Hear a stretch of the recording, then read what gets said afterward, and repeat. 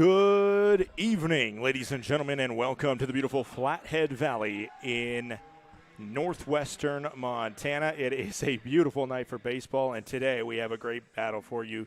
The 13-27 Glacier Range Riders take on the 22-17 Billings Mustangs. Both these teams are out of reach of a first-half pennant.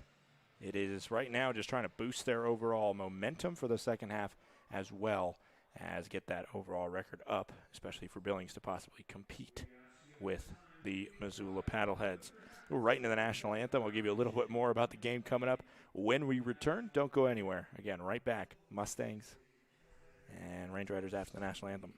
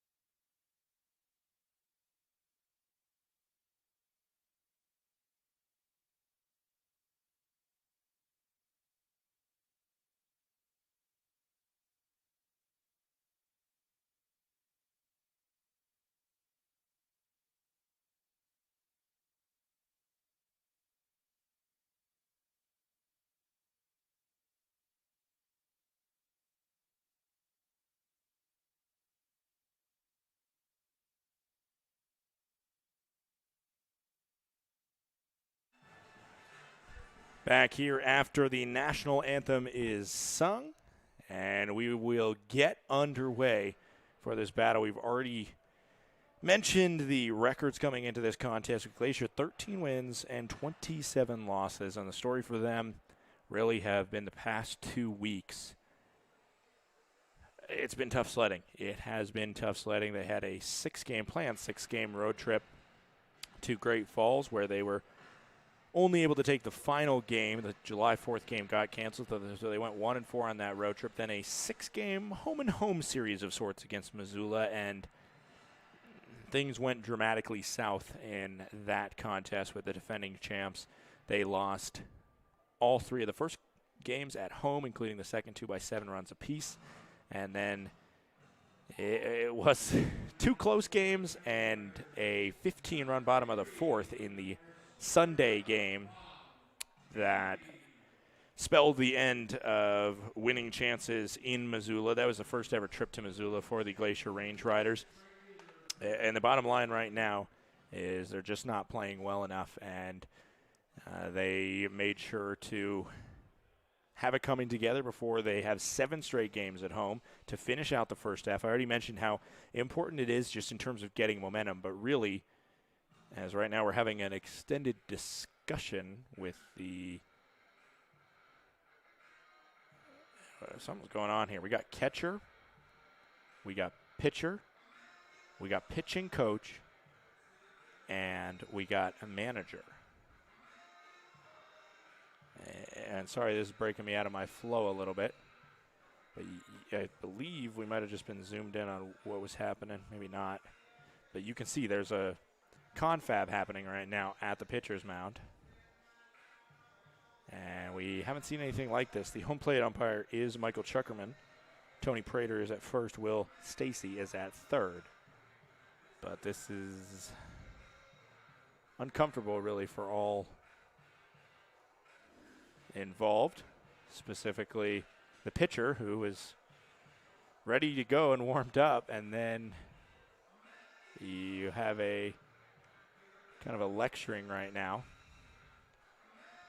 maybe they're talking about a pitch clock type thing, because I just saw kind of the bump up of the fist where if you know the signals from football officials, that kind of open hand, palm up, bump in the air, kind of like a one-handed, bump up the party type thing.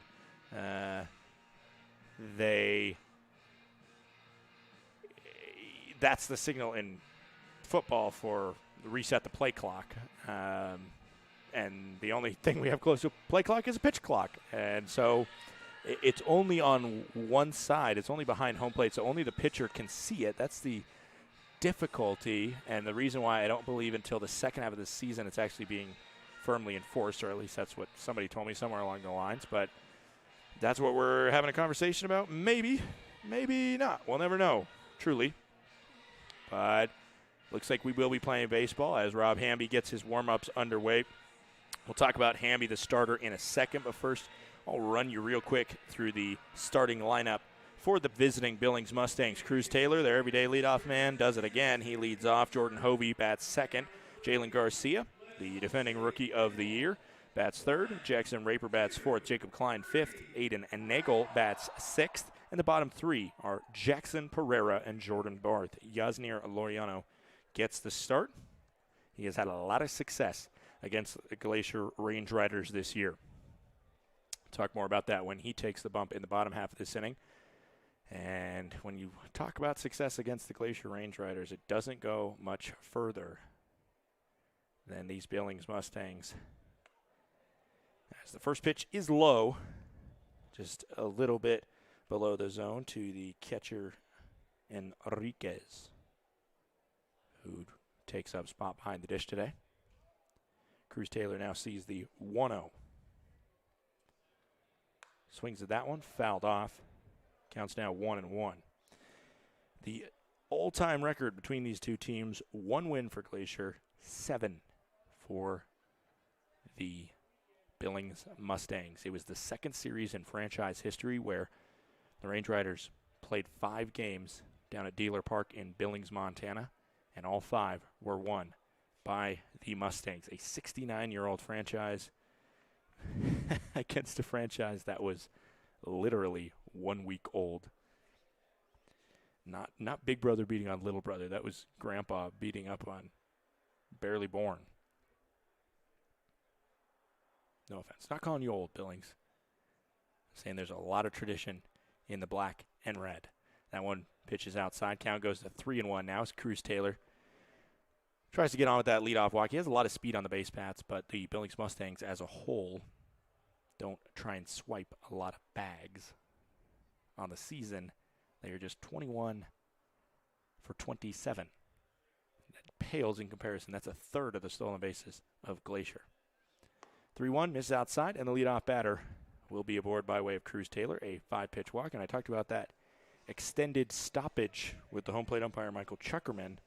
And you see right there, maybe some sort of rust to shake off.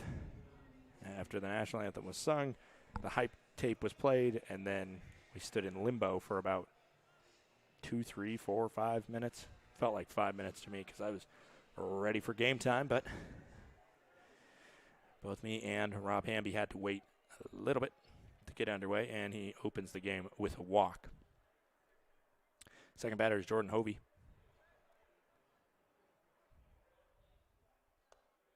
And that pitch will go outside for a ball.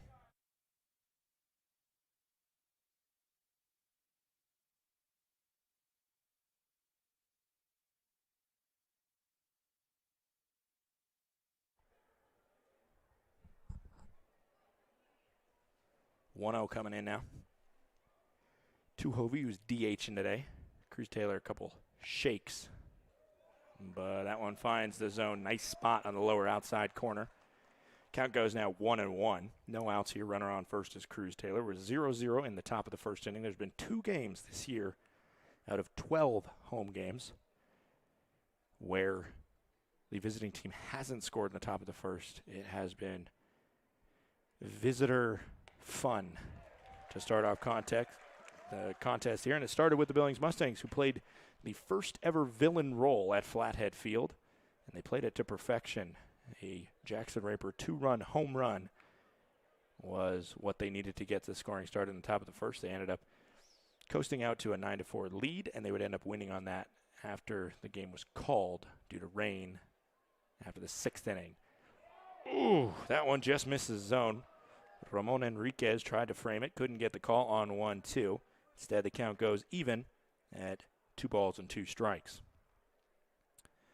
Cruz Taylor still on first. I mentioned not a lot of steal attempts by this Billings squad. Cruz Taylor is 2 for 2, and he's their leadoff guy. Swing and a miss. That'll be the first strikeout of the game for Rob Hamby, the Georgia Gwinnett product, who stands an intimidating 6'7", 250 pounds out of Demorris, Georgia.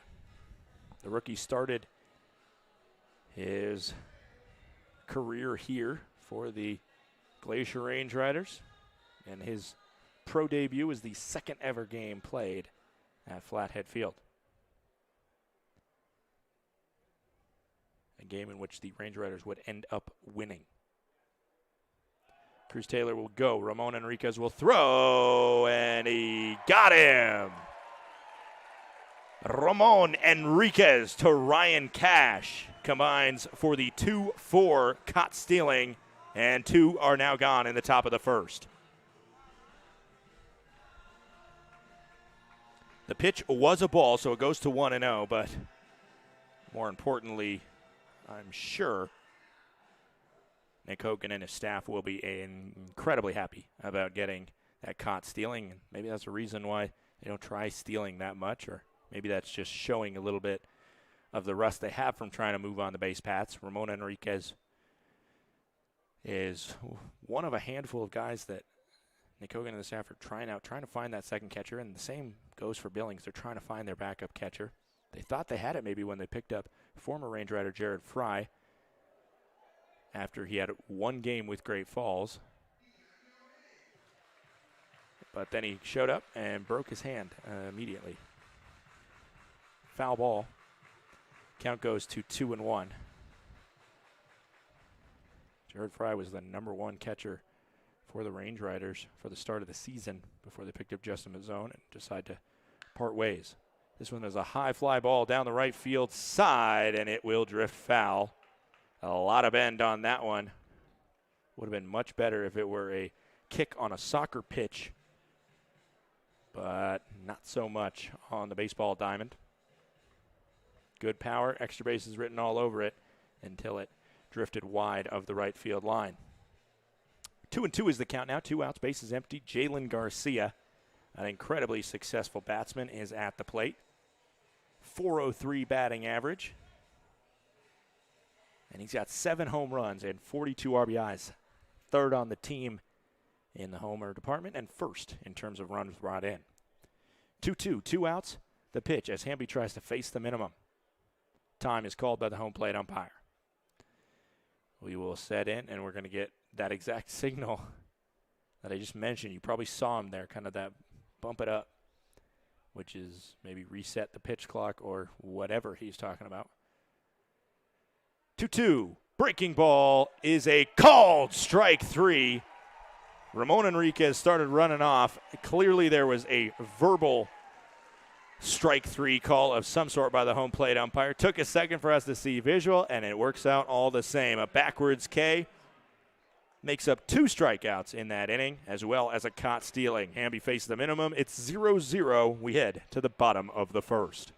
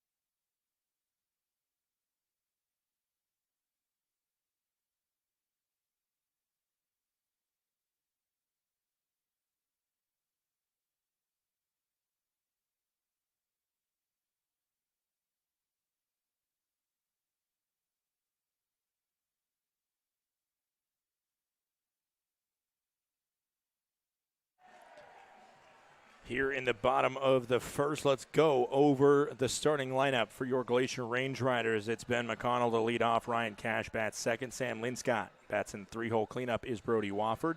Dean Miller will bat fifth. Livingston Morris sixth. The bottom three are Enriquez Williams, who's making his pro debut, as well as Brant Broussard. First pitch coming into Ben McConnell. Most everyday leadoff man, and he sees a strike there to start off his at-bat. There is a delayed strike call visually by this home plate umpire, and that's pretty much what I can work off of way up here in the home broadcast booth. Check swing there. Looks like he held up, and the third base ump, Will Stacy, will agree. Count is 1-1 good at wrist strength thrown by Ben McConnell there. 1-1, no outs. Bottom of the first here, 0-0 between the Mustangs and the Range Riders. That one swung on and hit hard, but way ahead of that one. Foul ball makes it 1-2. Lineup, I already mentioned the lineup. The defensive alignment behind the plate is Pereira. Jackson Raper plays third. Jordan Barth the short. Klein is at second, and Jackson is the first baseman. Pitch misses high. Counts now 2-2. Nagel is over in left field wearing the former number of Jordan Olch to number 26, Jalen Garcia.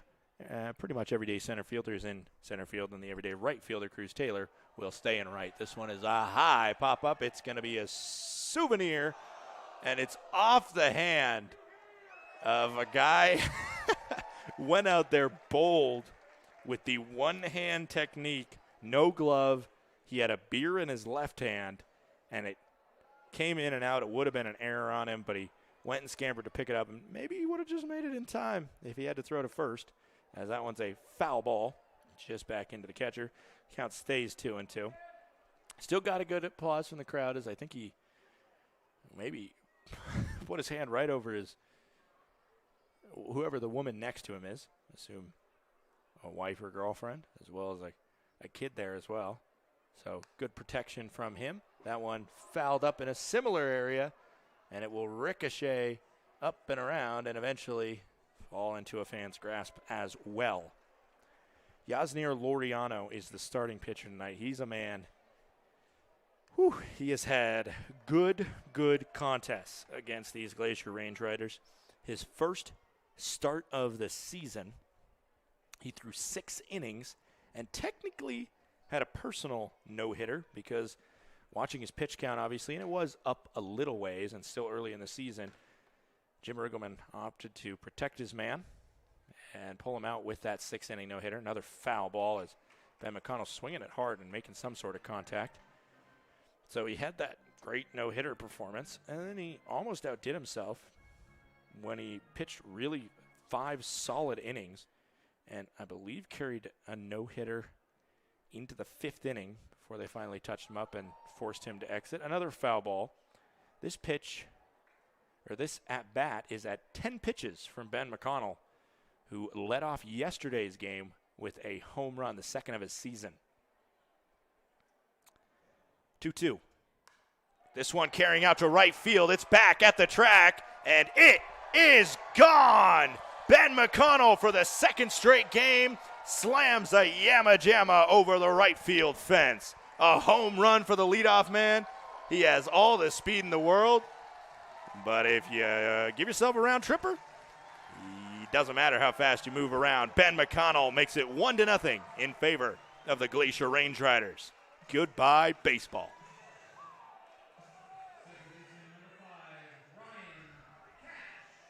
Ryan Cash now up, trying to follow up on that performance, and clearly that is a heartbreaker as a pitcher there. You work so hard looking for that punch-out pitch. 10 pitches from Yasnier Laureano. This one's a high fly ball, but it will be carrying into shallow center. Jalen Garcia looks to be under it, and he is. Makes the catch on the run. Out number 1 there. So we go from an 11-pitch at-bat to a 1-pitch at-bat, and now Sam Linscott will come up.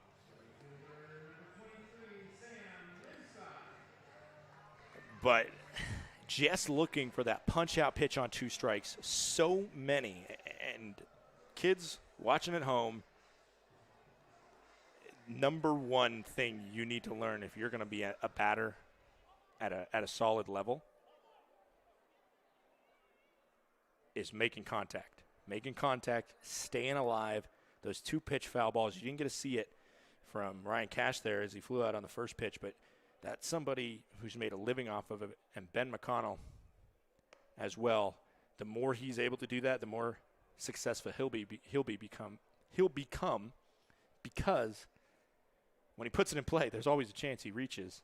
And when he puts it over the fence, well, that works as well. 1-2 is the count now on Linscott. But just finding a way to keep yourself alive in the count. So important. Make contact, see the ball, and at least touch it. And Ben McConnell fouled off at least, I can have the number right here, tell you how many fouls he had that led to that. He took the first pitch for a strike looking, as that one's put into center field, a base hit by Sam Linscott. And you see it again. Right there is Linscott, a good approach. Sees 4 pitches on the 4th one. Knows he has to protect the plate, and just timed it up perfectly to lace it up the middle. And already in 9 innings complete that Yasnier Laureano has pitched against the Range Riders, he's allowed 1 run period and 3 hits, and he's allowed 2 in 1/3 of an inning. Brody Wofford up now. He's had a really successful past 2 weeks despite the struggles from the Range Riders. First pitch missed low and in the dirt. Good block there by Pereira to protect the 5-hole. Counts 1-0, 1 out. We are in the bottom of the first. It is 1-0 after the Ben McConnell leadoff home run to start the inning here. Runners going. It was a hit and run of some sort as Wofford lifts that one up and over the home sweet area for a foul ball. 1-1 now. 1 out. Linscott on the season is 4 for 4 on stolen base attempts. 1-1 coming in, 1 out here. I was going to tell you how many foul balls Ben McConnell has, and if I get a chance, I'm going to do it on this next pitch. That one will miss up and high. It's 2-1. I can tell you, took that first pitch for a strike look and then a ball, and then he had 1, 2, 3, 4, 5, 6, 7 foul balls. There was 1 ball in the middle there. He didn't even push it to a full count. But 7 foul balls before finding a way to just torch that one over the 338 sign. That's a 16-foot wall over there as well. You get some winds mostly going that way. That'll give it a little backspin or give it a little back wind and push over the wall. But it still takes a little bit of a hulk to get it up there. Speaking of hulk, this one's back at the track. Cruz Taylor will try and play it off the wall, and he will not have a chance to play it off the wall. Goodbye, baseball. 2 home runs by the Glacier Range Riders, including a 2-run shot from Brody Wofford. It's 3-0 in favor of the home side here on this Monday night at Flathead Field.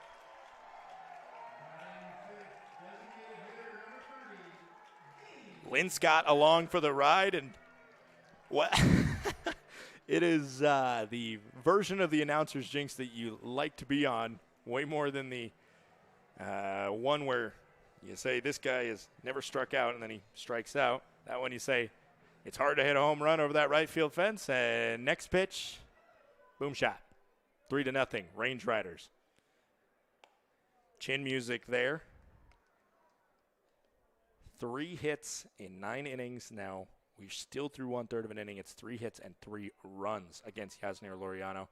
Something in the scouting report stuck out, and the Range Riders are following it. Swing and a miss there.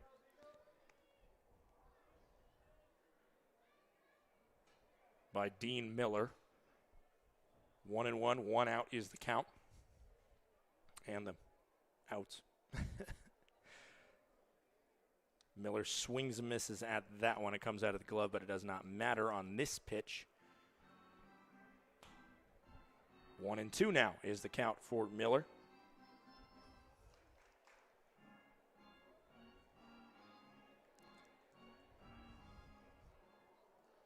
.81 degrees here on a beautiful Monday night. Usually Monday nights are off in the Pioneer League, but every once in a while there's 1 or 2 games going on Monday. Of course, last Monday, 4th of July, everybody was scheduled to play. The Range Riders and the Voyagers did not due to rain. 2-2 coming in now. Does not swing. Count goes full. Yasnier Laureano, the one thing you cannot knock him for is his strike percentage is 68%, and that's partially due to the foul balls we saw from McConnell there to start off, which I know I should not mention foul balls again, as this will be a ball. Ball 4. Miller works a walk. Livingston Morris sets up as he walks up to the plate. The last time he stepped up to a plate against the Billings Mustangs, the last time he saw a pitch from the Billings Mustangs, it was a 2-run home run in the bottom of the 9th. The last time he saw a pitch in a game against the Billings Mustangs, that was from his coach, Nick Hogan, who he also hit a home run off of to win that game in the knockout round. Got the next day off. That was the most recent time that the Range Riders played the Billings Mustangs here at Flathead Field on June 15th. Almost a month later, he will finally match up with the Mustangs again. Oh, he was trying to hit his 3rd straight home run against these Mustangs, and that's how he looks pretty much every pitch. He does not hit for an infield single. He wants to hurt the ball. That one misses up and away. Counts now 2-1. Laureano 29 pitches, and this is a rare sighting just in general. The way games have started out for the Range Riders, it's just always felt like they started off on the wrong foot, especially here at Flathead Field. I mentioned they have fallen behind in 10 out of 12 games coming into this one at Flathead Field. Swing and a miss there as Livingston Morris tried to golf that one up and out of here. 2-2, but we get to this crucial 2-strike count. And it was a 2-strike count, which McConnell hit his home run. 2-strike count in which Linscott had his base hit. Thought about it, didn't go. Oof, it did not miss by much. I don't know where that missed. I'm off center, so I can't see left and right really well. But that one looked to be right at the waist, just above the knees. 3-2 now is the count to Livingston Morris. Pickoff attempt over to first. Dean Miller slides back in. Miller not a huge steal threat, but he can boogie when he gets moving. He has 3 successful stolen bases, and he will go there.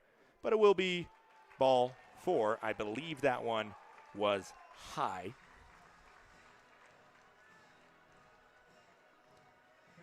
Yasner Laureano, a little bit more about him for the stats that he has the rest of the season. A 3-2 record. Besides Gene Correa, who just signed with the Cincinnati Reds organization, he has been really one of the better pitchers with his 3-2 record and 7 starts. Almost 35, actually, he's at exactly 35 innings pitched now. And he has struck out 25 and walked 29. Those walks are the place where you can knock him the most. Ramon Enriquez now steps up. 1-0, 1 out. In this 3-0 ball game here in the Flathead Valley, we're going to have a conversation, and we do have warm-ups going on in the pen. No matter how bad things get in the first, we've seen it for Glacier. We've seen 7 runs put up actually against Rob Hamby the last time the Range Riders were at home. And there were no warm-ups that happened. You allow your starting pitcher a lot of slack to try and get rid of it. But right now, I believe that might be the lefty Darian Reagans warming up in the bullpen. And he is quickly getting into his warm-ups here as they're having a long conversation with Reagans, and almost seems like they're trying to buy time as the home plate umpire is going to come out and rush them out of their break. It was just catcher coach Peterson, David Peterson, the pitching coach, as well as obviously the pitcher. Got runners on first and second with 1 out here. Double play could end it, and that's very much in play as Ramon Enriquez steps up to the plate. Enriquez still in his first week as a Glacier Range Rider and has got some time, but in 11 at-bats has not been able to come up with his first hit. This one's a high pop-up, going to be in play, but kind of a tough over-the-shoulder play for Jackson, who will adjust and make the play. So Enriquez will still try and find the base paths for his first time as a Range Rider later this game. And Laureano, the best possible option there, a pop-up to get the second out of the inning. And now we have a first professional at-bat. Congratulations to the entire family of Brian Williams, who steps up for his first time. Recent graduate of Birmingham Southern College, where he spent 5 years, utilized his COVID year. Almost looked like he was on an automatic take sign there. I'm not used to him. I haven't seen him taking that bat, but he seemed very relaxed when that one came in. Resting that one on his shoulder. Again, and that time he's late on that one. Trying to get used to the velocity that I'm sure for the most part increases from D3 ball. I'm a big fan of D3 ball, and actually the school that I work for this past spring, North Park University, did take on the Birmingham Southern squad that Williams was a part of. The first time ever he makes contact as a professional is a foul ball back into the backstop there. Count stays 0-2 for Brian Williams, who, if he's able to make contact, he's got a speedy enough Miller on second base. And Shirley with 2 strikes and him running on contact could have a good chance to get him home and maybe get a first RBI. The runner is going, and it's called strike 3, as we won't see what happens with the steal there. Just a pitch right down the middle. Williams comes up with a backwards K in his first at-bat, but it's 2 home runs, a Ben McConnell solo shot, and a Brody Wofford 2 RBI slamma-jamma. Which 3-0. We head to the second.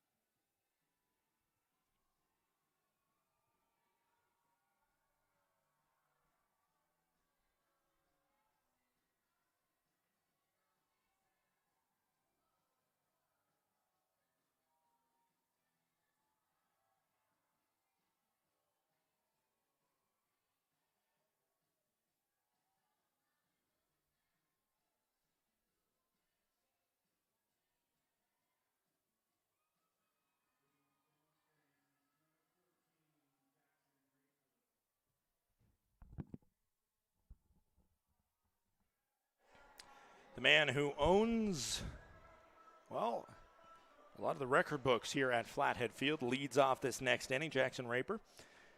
He hit the first home run in Flathead Field, as well as picked up, obviously, the first RBI in Flathead Field when he hit a 2-run home run over the right field fence. This one is hit well and heading towards the gap, and that's going to be a home run.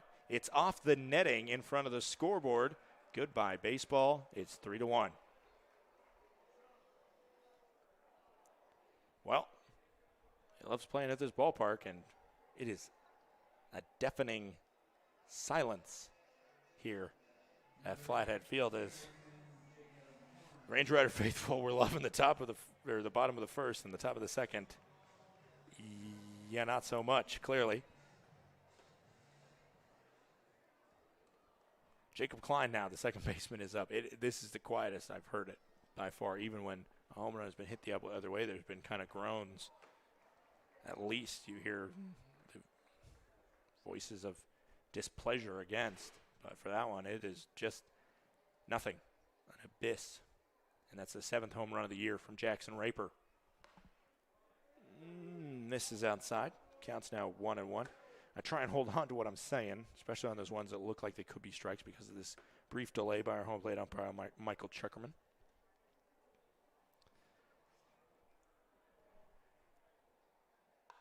Swung on up the middle, and it's going to get by Cash as well as Hamby, a base hit. And it's 2 hits to start this inning for the Billings Mustangs. Up comes Aiden Nagel. This is the first time the Billings Mustangs will present Nagel to the Range Riders. The last time these two teams played, just a little under a month ago, it was Nick Olch wearing that jersey. Already mentioned that. Give you the defensive lineman real quick. Ramon Enriquez, I already mentioned he's behind the plate. Brian Williams, his professional debut, also makes his debut in the field at third base. Brant Broussard's the shortstop. Ryan Cash playing second base, and Brody Wofford is at first base. This one is hit, and that's a base hit into left field. Klein will not move up, but Nagel gets aboard. 3 straight hits to start this inning. The tying run is on the base paths now.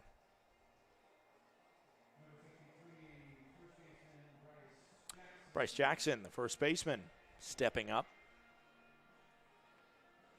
Jackson on the year, 200 batting average in just 15 games played.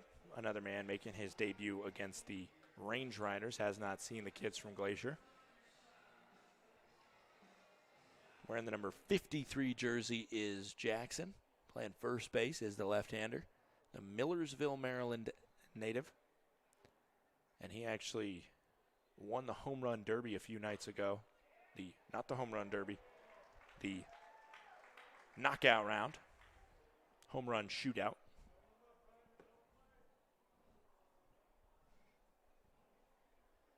It's closing in on All-Star Weekend as the teams have been announced. I was thinking All-Star Weekend in the MLB, I think. Ooh, ball misses there. Counts now 1-1, no outs, runners on first and second.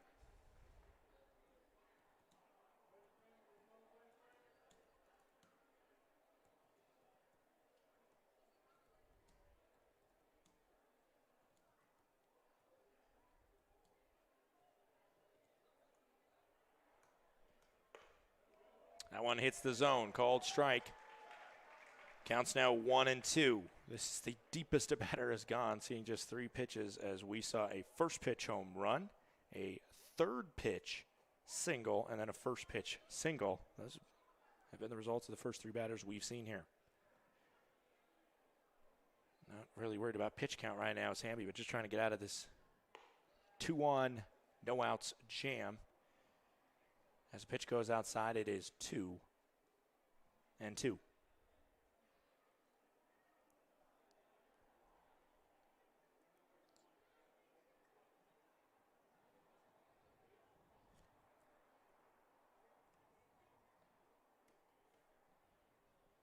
Swing and a miss. And a much-needed strikeout for Hamby. Keeps that ball out of play, which is tremendously important with 2 on. Minimize the chance for sketchiness in the outfield. Tell you the outfield alignment real quick. Livingston Morris is in left. Ben McConnell is in center. Sam Linscott's the right fielder. Up comes Brian Pereira. Pereira just a tick above the newbie that just struck out Bryce Jackson. Brian Pereira is batting .238. And we see a ball just missing off the lower outside edge there. The final batter we've yet to see and will likely see unless we get a double play is Jordan Barth, who's batting in the 9th spot for the Billings Mustangs.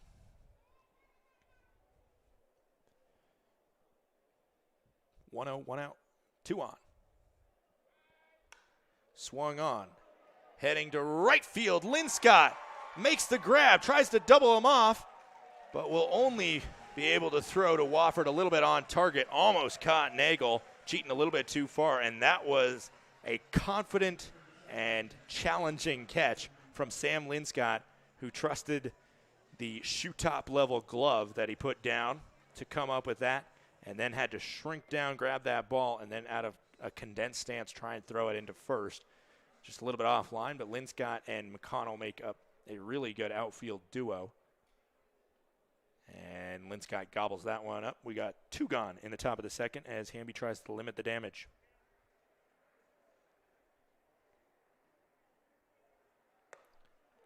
First pitch. Fans wanted a strike. Did not get that call. 1-0 goes the count.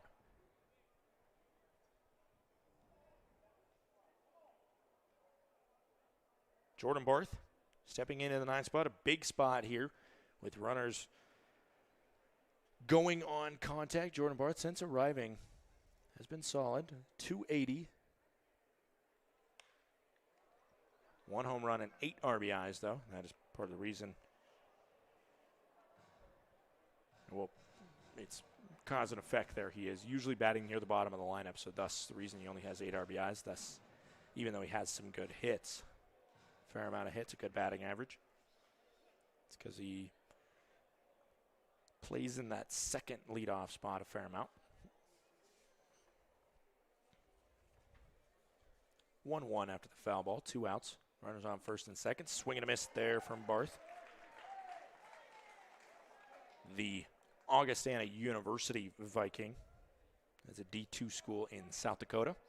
There's Augustana College as well, which has a good baseball program. They're D3, located in the CCIW, and they're both the Vikings. So if somebody tells you, go Augustana Vikings, you can't confidently know who they're talking about.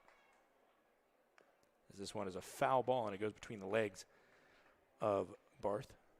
But one more time for clarification, Augustana University is where Barth attended. D2 in South Dakota.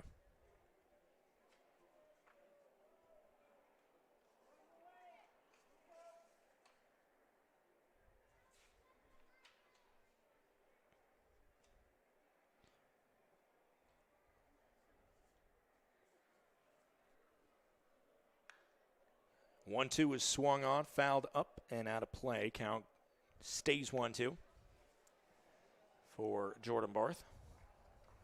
The only injury of a position player that we got listed on the Mustangs roster is Jared Fry, the former range rider. Played 1 game with Great Falls before taking his talents to the Magic City in south central Montana. Southeastern population-wise, but technically if you look at a map, they're south central. I always call them true eastern Montana.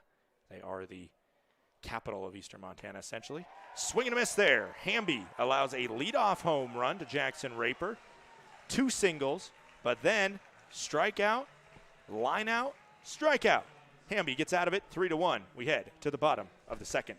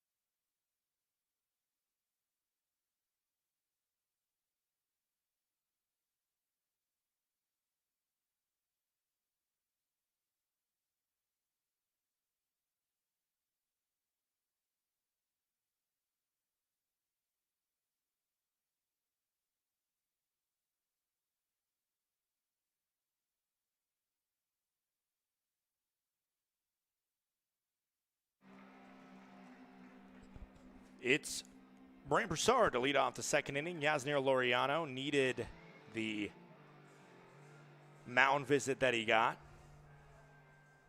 at the end of the bottom of the first, and it got him through with 1 out. And clearly a struggle happening. He was able to get Enriquez and Williams out to end the frame.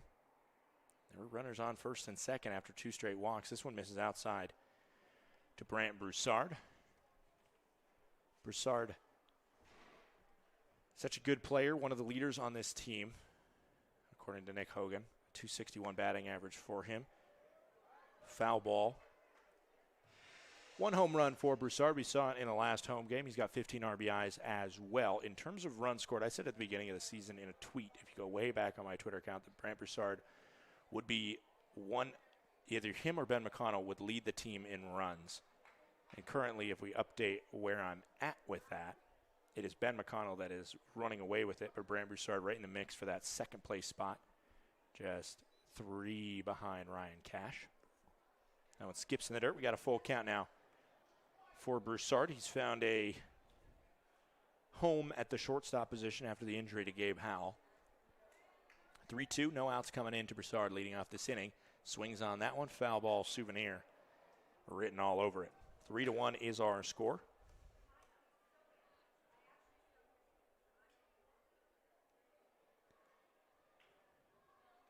Here in the bottom of the second. And it'll be ball 4. Brant Broussard will reach on the walk. Apologize, it is a 100% one-person operation here. So I have to manually update that scoreboard on Adobe.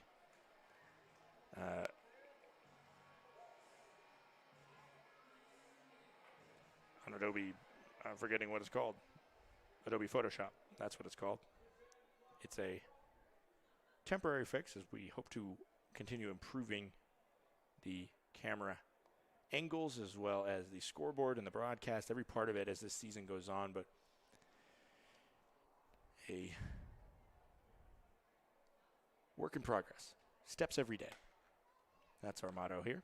Ben McConnell fouls off the first pitch that he sees after a pick unsuccessful to Broussard over at first. McConnell and Broussard, in my mind, have earned the nickname Flash and Lightning. Don't know who is who. They're both really quick, and we've seen some pop from them in the past series that will be a dangerous, dangerous tool to add to their toolkit if they can continue to develop it. 1-1 now after the ball missed outside. Ben McConnell has led off both the last 2 games in his first at-bat hitting a home run, including today, just last inning, going yard over the right field fence. That one will not go yard, but it will get down for a base hit. Going to be an easy chance for a double as Cruz Taylor slips and falls coming to get that one, and it will be a double that moves Brant Broussard to second base. Halfway to a cycle is Ben McConnell.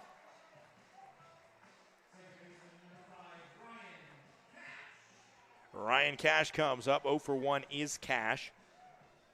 Had a high fly ball that it was the center fielder Jalen Garcia who eventually came up with it.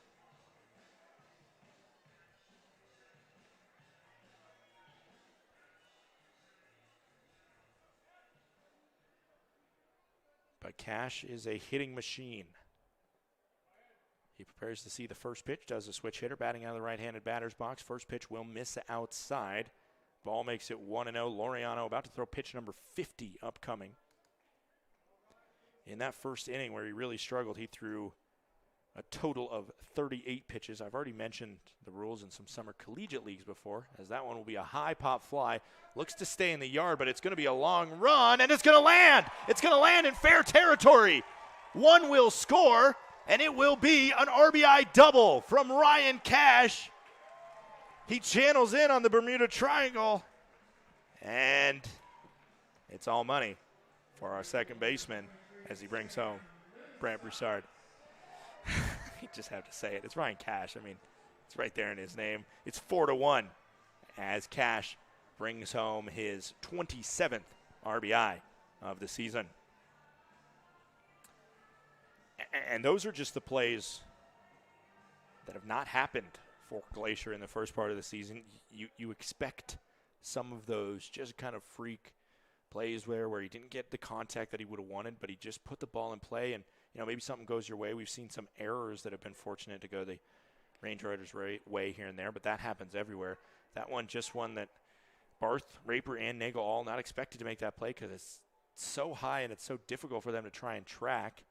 Nagel comes from so far away, and Barth and Raper are looking over their shoulder and contorting to try and see it, and it just falls. And it falls, and McConnell obviously easily would have scored on it with 2 outs. but had to stay close to second just in case somebody came up with a miracle catch. But Cash could run as hard as you want and easily get into second. And it came hard off the turf, too, as well. It's not natural grass in the outfield. It has a little more bounce on it when it gets down. Now it's 3-0 to Sam Linscott, who's 1 for 1 with a single. Was along for the ride on the Brody Wofford home run. Right now, a ball loads the bases for the man who went yard his last time up. Linscott on the season, batting .316.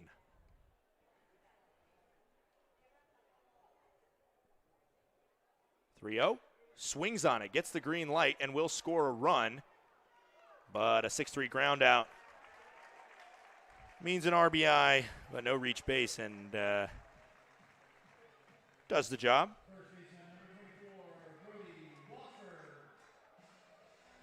Linscott thought he could do something with the 3-0. Cash moves up 90 feet. Now he's one base away with the man Brody Wofford at the plate. I already mentioned it. He hit a home run his last time up to continue the streak that he's been off. Started the season fairly rough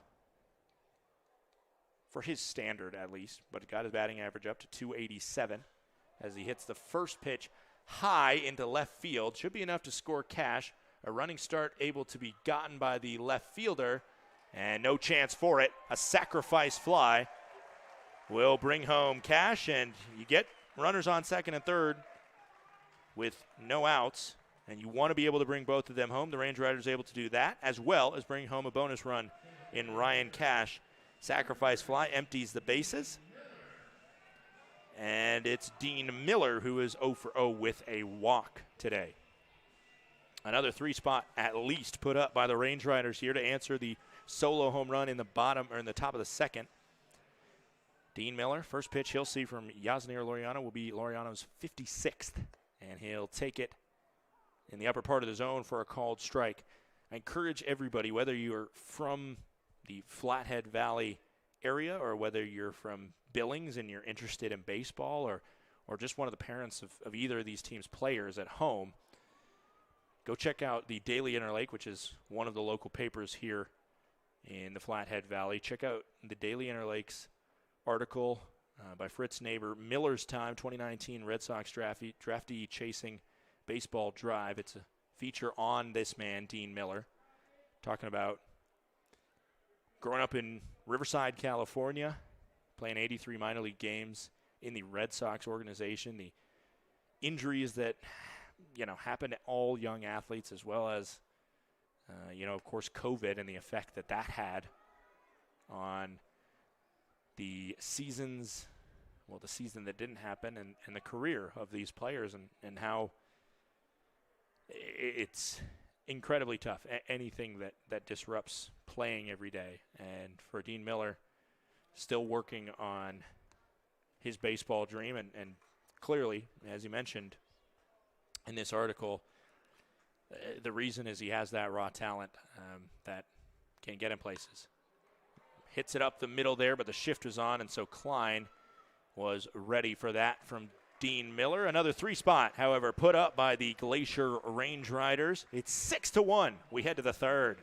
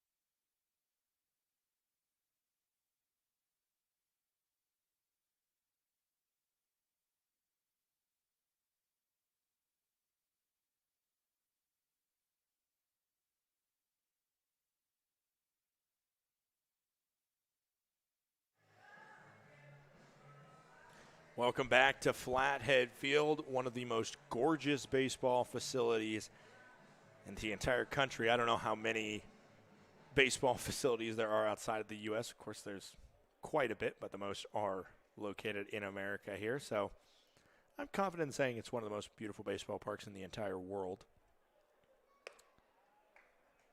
First pitch into Cruz Taylor, leadoff man for the Billings Mustangs, is a ball outside. Count goes to 1-0. Right over the left field foul pole, you have a picture of, or you, not a picture, a reality of Whitefish Mountain Resort, the ski hill located here in the Flathead Valley, just above the town of Whitefish. Called strike there, counts 1-1. Just straight away center field, you have the entrance to Glacier National Park, one of the most, in my biased opinion, the most beautiful national park in the country, even over Yellowstone, which Billings is one of the gateways to. No offense to those in Billings. But Glacier, to me, takes the cake. And then over the right field wall, the looming mountains over Columbia Falls, Montana.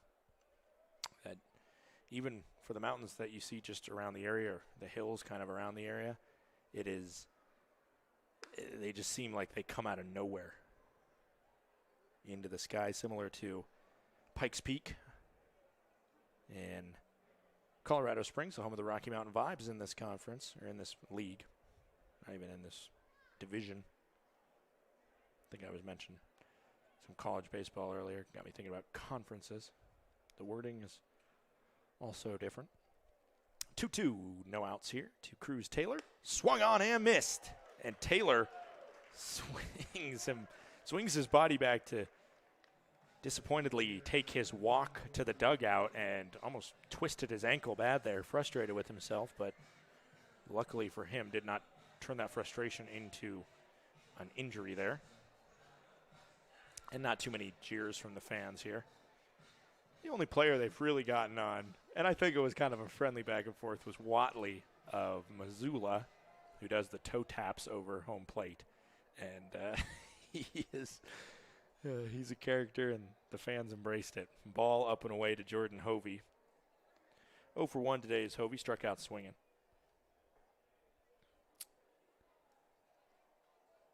Hovey is the DH. We've seen him in multiple infield positions, though. The Omaha, Nebraska native, and he takes strike one there. Count goes 1-1. Never give you the official stats for Rob Hamby coming in. A 6.30 ERA, 1-1 record in 20 innings pitched this year. 16 strikeouts to just 4 walks. That one will miss up and away. Count is 2-1 now. The Georgia native, he completely fine blowing up the strike zone. And he's had a lot of success doing it in his college career at Georgia Gwinnett, as well as his summer league experience. Foul ball there goes to 2-2. Played in the Sun Belt League, which is owned by the same owners as the Glacier Range Riders. But I mentioned it before. If you've heard me broadcast, if you're a fan or a parent of a Glacier Range Rider, you've heard me say plenty about how Hamby has talked about his summer up in Alaska, playing for, I believe, the Anchorage Bucks. 3-2 as that one misses outside. Hovey more than willing to work with a walk, and this is the announcer's jinx I'm talking about. If I talk about how he has a lack of walks this year, and then he throws a walk, that's a bad jinx compared to saying people hit home runs over the right field wall and then it happens. So, well, Hamby helps me out there. Swing and a miss, strike 3, and Jalen Garcia will try to prevent the strikeout of the side by the right-handed Hamby. 44 pitches thrown by Rob. Some recognize him as the Beard because he does have a long beard that I'm sure fit out perfectly well when he was in Alaska. He looks like 100 years ago, maybe a little bit over 100 years ago, I think right around the turn of the 19th century, that he would have been up in Alaska mining for gold in the gold rush in the Klondike up there. That could be a nickname for him. The Beard is pretty generic, but if you call him the Gold Miner, well, there's a lot to work with there. Got to get some promotional materials with him and a pickaxe out there. Swing and a miss. As that one goes to 1-1. We'll see. Some people, for whatever reasons, they pick up nicknames. I throw nicknames at them. Sometimes they jive with it. Sometimes they don't. We'll see what Rob Hamby likes if I get a chance to ask him about the possibility of being called a gold miner. Misses up to Jalen Garcia there. Count is 2-1, 2 outs. Garcia on the season, 7 home runs total for him, 3 of the solo variety, as well as in the stats I have 1 2-run, 1 3-run, and a grand slam. But 3 + 1 + 1 + 1 is 6. This one's hit over to short. Brant Broussard throws, and it's a 1-2-3 inning with 2 more strikeouts for the gold miner. Get your pickaxe. We'll be back in the bottom of the 3rd.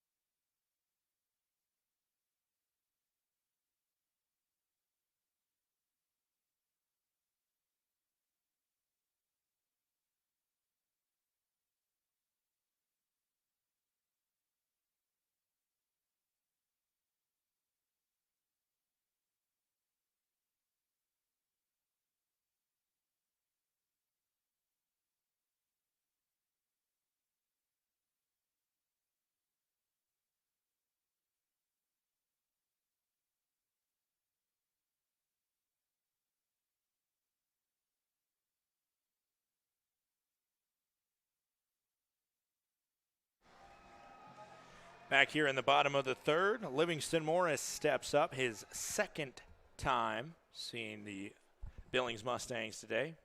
Does not have an official at-bat yet, though. He is 0 for 0 with a walk.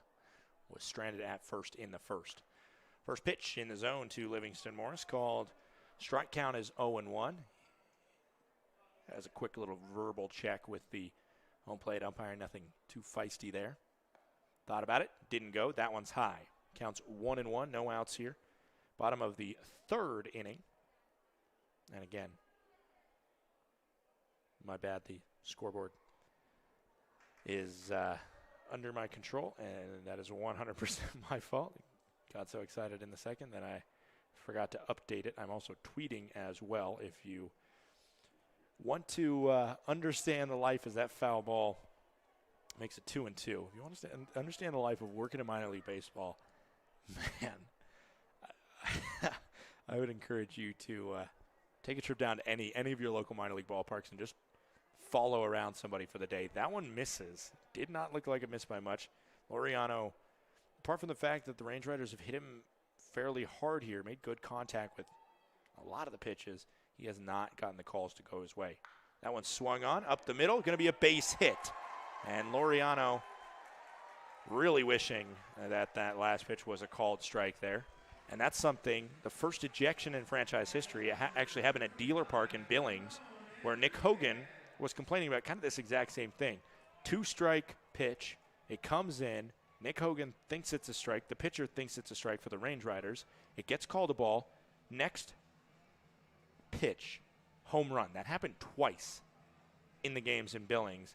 And obviously when you're saying he should have punched out a pitch ago, and then not just a hit but a home run happens against you, you get pretty frustrated with the fact you didn't get that punch-out pitch. And Jim Riggleman over in the dugout, I applaud his control right now. Of course, only a single, but Laureano as well.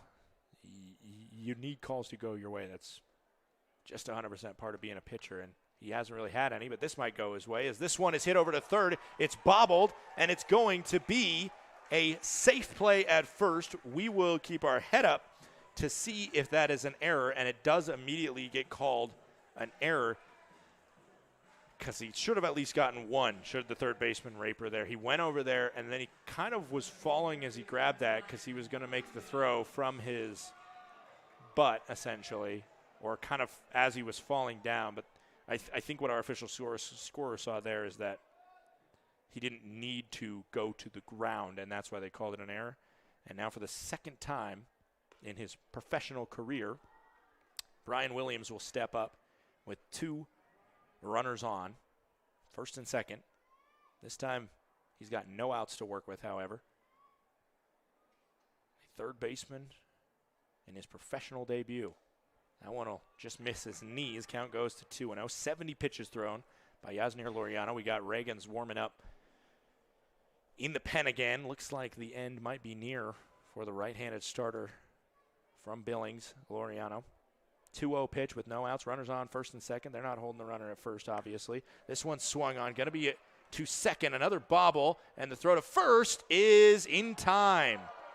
A 6-4-3 double play. Crowd doesn't like the call over at first. Despite a small frame from Brian Williams, just 5'10", he can boogie down that line. And there was a little bit of a bobble made by Barth at short.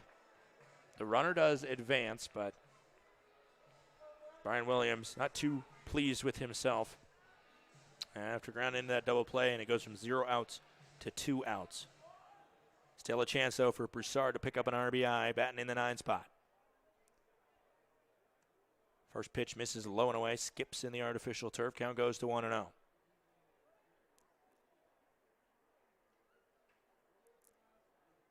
Morris is the man at third. Chin music there, backs a little limbo off for Brant Broussard. Count goes now to 2-0 for Broussard. He reached on a walk and scored on the Ryan Cash bloop double. Swung on. This one over to third. It's going to be deep in the hole. The throw tried to Derek Jeter it, and it could not be enough for Jordan Barth. That would have been an incredible play. It was hit to him pretty hard, but he had to throw with no momentum going towards the first base bag, off his back foot, and like I said, the play that really only Derek Jeter can make on a consistent basis. And this might be the end of Yasnier Laureano. The infield RBI single scores Morris. It's 7-1. A touchdown for the Glacier Range Riders. Laureano will give up the ball. We're going to take a quick break. 7-1. We take a pause in the bottom of the third.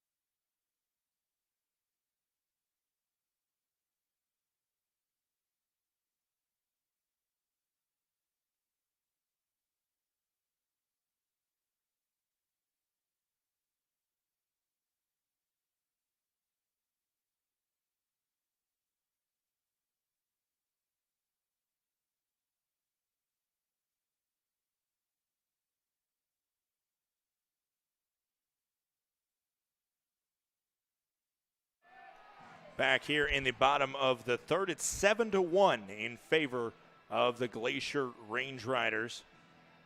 A very solid outing thus far for the offense. Rob Hammy's come to pitch as well on the mound. And speaking of pitches, we got a new pitcher. And almost a caught baseman over at first. Broussard just reached on an infield RBI single. The throwback to Reagan's was bobbled by Reagan's.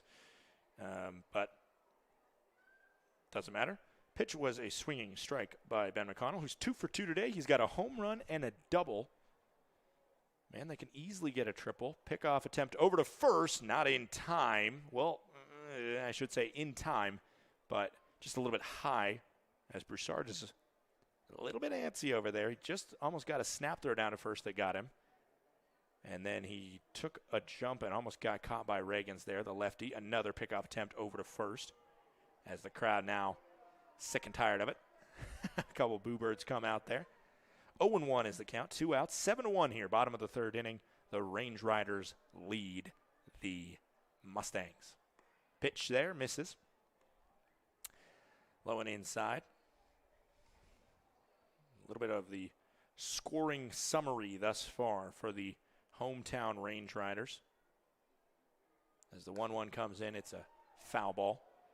In the first inning, it was a McConnell home run that made it 1-0, and then a Wofford home run that Sam Linscott was along for the ride that made it 3-0. A Jackson Raper solo shot made it 3-1 as Billings got on the board. Then last inning, Cash RBI double as this was a stolen base attempt, and it will get away from the shortstop.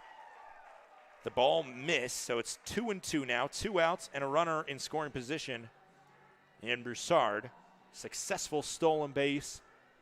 Number 10 for him. He's the double-digit steals on the season. Flash and lightning, him and Ben McConnell. They show exactly why. Ben McConnell, 23 stolen bases on the year. He leads the Pioneer League. 2-2. Swung on, lifted into shallow left field, and it will be foul. Almost found an oppo shot down that left field line. Just a slow lifter on the late swing there. 7-1, bottom of the third. Give you a few more scoring plays here. RBI double from Ryan Cash that scored 1. An RBI ground out from Sam Linscott. And then a sacrifice fly from Brody Wofford. And then this inning, an RBI single, infield variety from Brant Broussard. Pitch goes up and in. Chin music for Ben McConnell. 3-2, 2 outs. Broussard on second. He will not be going on the pitch, but on contact, most likely he will be boogieing. 3-2. Swung on a high pop fly. Not going to be much movement needed for Nagel, as he will take a half step in and make the catch for out number 3. However, the infield RBI single from Brant Broussard makes it 7-1. We head to the fourth. It's a Range Riders leading game.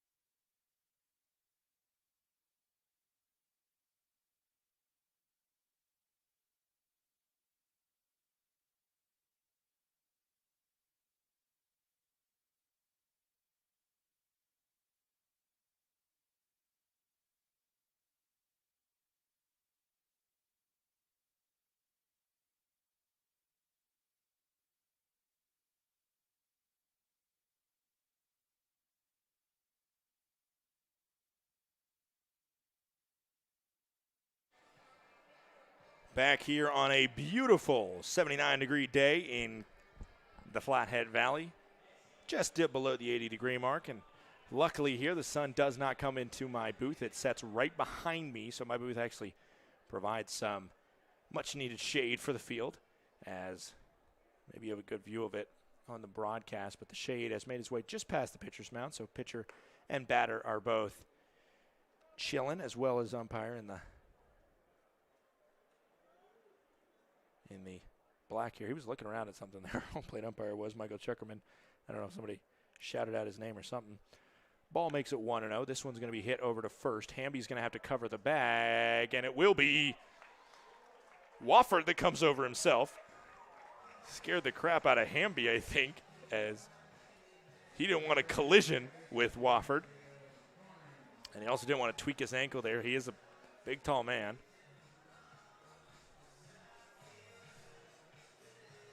I think they're maybe asking for the lights.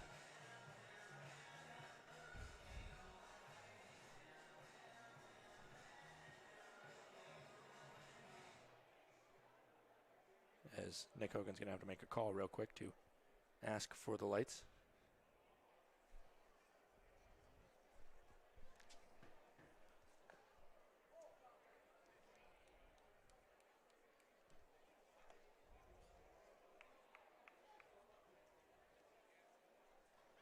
I'm trying to figure it out. Make sure you mentioned all that broadcasters do here, or all that minor league employees do here. And one of them is make sure the lights get turned on, I think. I'm going to shoot a text to somebody that controls the lights. That's what I'm doing. I apologize, but, man, just giving you that behind-the-scenes minor league baseball feel. It was an unassisted put out by Wofford over at first, and now we have an 0-2 count, make it 0-3. 3-pitch strikeout to Jacob Klein, and lights on, lights off. Does not matter for Rob Hamby. He is pitching lights out right now. Oh, see where I went with that one. Aiden Nagel steps up, 1 for 1.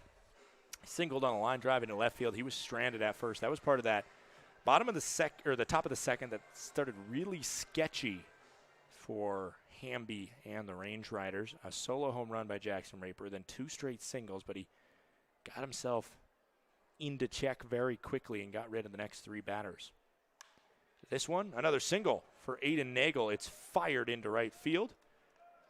Hit the turf for the first time about a body length to the right of Cash. Definitely not enough time for him to get to it. So 2 for 2 day from Aiden Nagel, but he needs some help as they're facing a 6-run deficit. And Bryce Jackson, who struck out swinging his first time up, will now step in.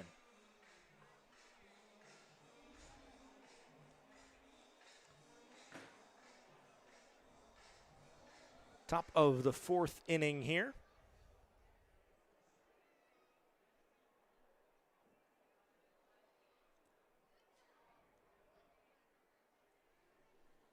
First pitch to Jackson is a pitch that finds the bottom part of the strike zone. Called strike count is 0-1. Jackson on the season, already mentioned, he played for Frostburg State, baseball player there, and he won the knockout round a few nights ago for Billings. So if we get there, prepare to see him. We saw the first knockout round of the season for both sides in that June 15th ball game here at Flathead Field. And the first option was Jalen Garcia, I believe. He came up empty for Billings. Then it was Dean Miller who came up empty the other way. And later, in retrospect, Nick Hogan would say, I think we were a little bit too close to the plate. And then they backed it up after Cruz Taylor wasn't able to find a home run ball. They backed it up just a little bit for the Range Rider Livingston Morris, who became a folk hero with a home run to win it in the knockout round. Swing and a miss, and it's handled cleanly by Ramon Enriquez. And another strikeout. Rob Hamby is cooking on the mound. The lights are on here at Flathead Field, and we head to the bottom of the fourth.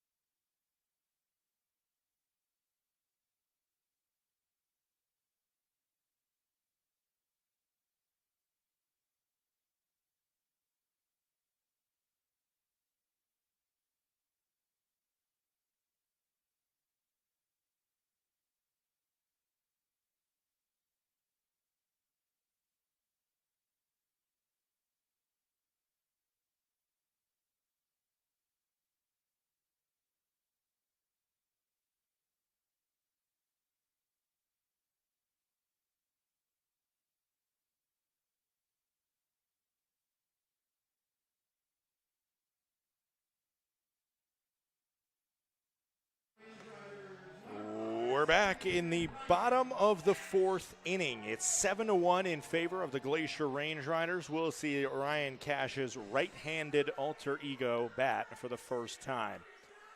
Against Yasnier Laureano, he was batting out of the left-handed batter's box, but the switch hitter will swing as a righty the first time today and foul the ball. Count is 0-1. Since, if you exclude the opening 6 games in Colorado Springs in which the Range Riders blew all of their stats up to an abnormal margin, as well as got out of there with a 5-1 record, as that pitch misses, counts 1-1 for Reagans against Cash. If you take that away, the man who leads the team in batting average is this man, Ryan Cash. He really got on a tear in Great Falls, the 3rd series of the year. This one's over to third, Raper Fields, and he throws. And not much movement needed by Jackson. 5-3 ground out. And we got one gone in the bottom of the fourth. That was the 10th pitch of the year by Darian Reagans. Of the day by Darian Reagans. Sam Linscott steps in, 1 for 2 today. Singled on a nice end of the bat slap into shallow center field. And the 0-0 comes in from Reagans. And misses low and inside. Counts 1-0. Reagans has a very interesting wind up and fire. He hangs the ball back. I mean, he almost inverts that ball. I don't even know how to compare it. Almost like if you've seen a discus thrower, kind of that, where it's almost back below his left hip when he just dangles it out there for a half second. That one misses up high. You see a lot more in kind of their rotate back. Pitchers keep it still in the glove a little bit. And I didn't pay enough attention to what he did when he got a runner on. because that does obviously take a lot more time, but he cranks it full, and Linscott is take all the way there. And I think some mind games played into that one because Reagans was trying to get that one over the zone, but Linscott did not even seem like he was trying to even consider hitting that one. He barely got in the batter's box. He'll take a 4-pitch walk, and he's aboard now for Brody Wofford. Last time he was aboard for Brody Wofford, he was along for a home run. Not bad for either of those players. Linscott got a run. Wofford got a run scored, an RBI, another RBI, and a home run. That's a called strike there on the lower inside part of the plate. Wofford kind of looked confusingly at it. 1 out, runner on first. Dean Miller on deck. And the 0-1 coming in from Reagans. Swung on. Foul ball. Counts 0-2 now. And definitely Reagans does not hold the ball back there as much as he does when there's nobody on. There's still some of that dangling of the ball, though, behind. As this one is popped up, it looks like it might stay in play. It's a charge over from Jackson Raper, and it will fall. One bounce and get out of play over into the dugout of the Glacier Range Riders. Wofford will be pleased to have a mulligan here. 1-for-1, sac flied his most recent time up, as he easily scored cash from third, a man that, if you put it to medium, maybe even a few steps in for a outfielder, he'll be pretty good to take himself home. Pickoff attempt over to first, as Reagans doesn't want Linscott to try and swipe on him. Linscott on the year does not have a stolen base. No, I was looking at my zone. He's 4 for 4. I already told you he was 4 for 4. And a swing and a miss there from Brody Wofford. He's retired on strikes. If you are a Billings Mustangs fan or a Glacier Range Riders fan, but especially the Billings Mustangs fan, and you're watching this broadcast and you're planning on watching all the other broadcasts, we have a whole week together. So, unfortunately, you stuck with me. And I'll try and keep it as entertaining as possible for you. This hit over to third, and Jackson Raper will just go the short way. 5-4 put out, the first blank inning thrown by the Billings Mustangs. We head to the fifth, still 7-1 in favor of the Glacier Range Riders.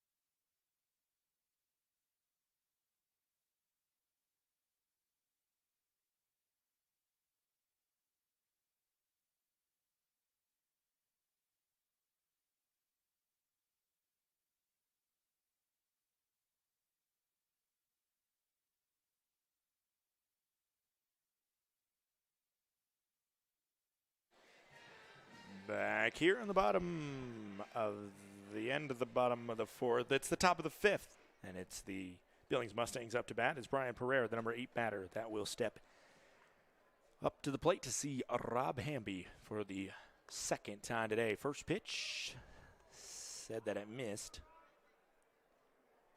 And his last time up, it was a line out to right field for the Billings Mustangs catcher. Swings on that one. Going to be a diving play by Wofford, and Hamby over to cover. What a play from Brody Wofford. A home run already and a big contribution on the defensive side there. A diving play. Call it a 3-1 putout.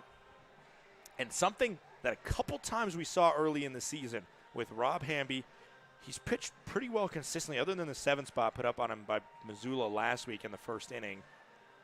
The one thing that he did struggle with, there were multiple times when he just kind of spaced it in terms of covering first base. We've seen it a couple times. He was ready last inning when a ball was hit over to Brody Wofford to cover first. And there he was clearly ready and called upon to do it. And he did it 100% successfully there to get the 3-1 put out on the second pitch of that at-bat. And the first pitch of this at-bat, Hovey puts it into his foot and goes down to the ground. Should be okay.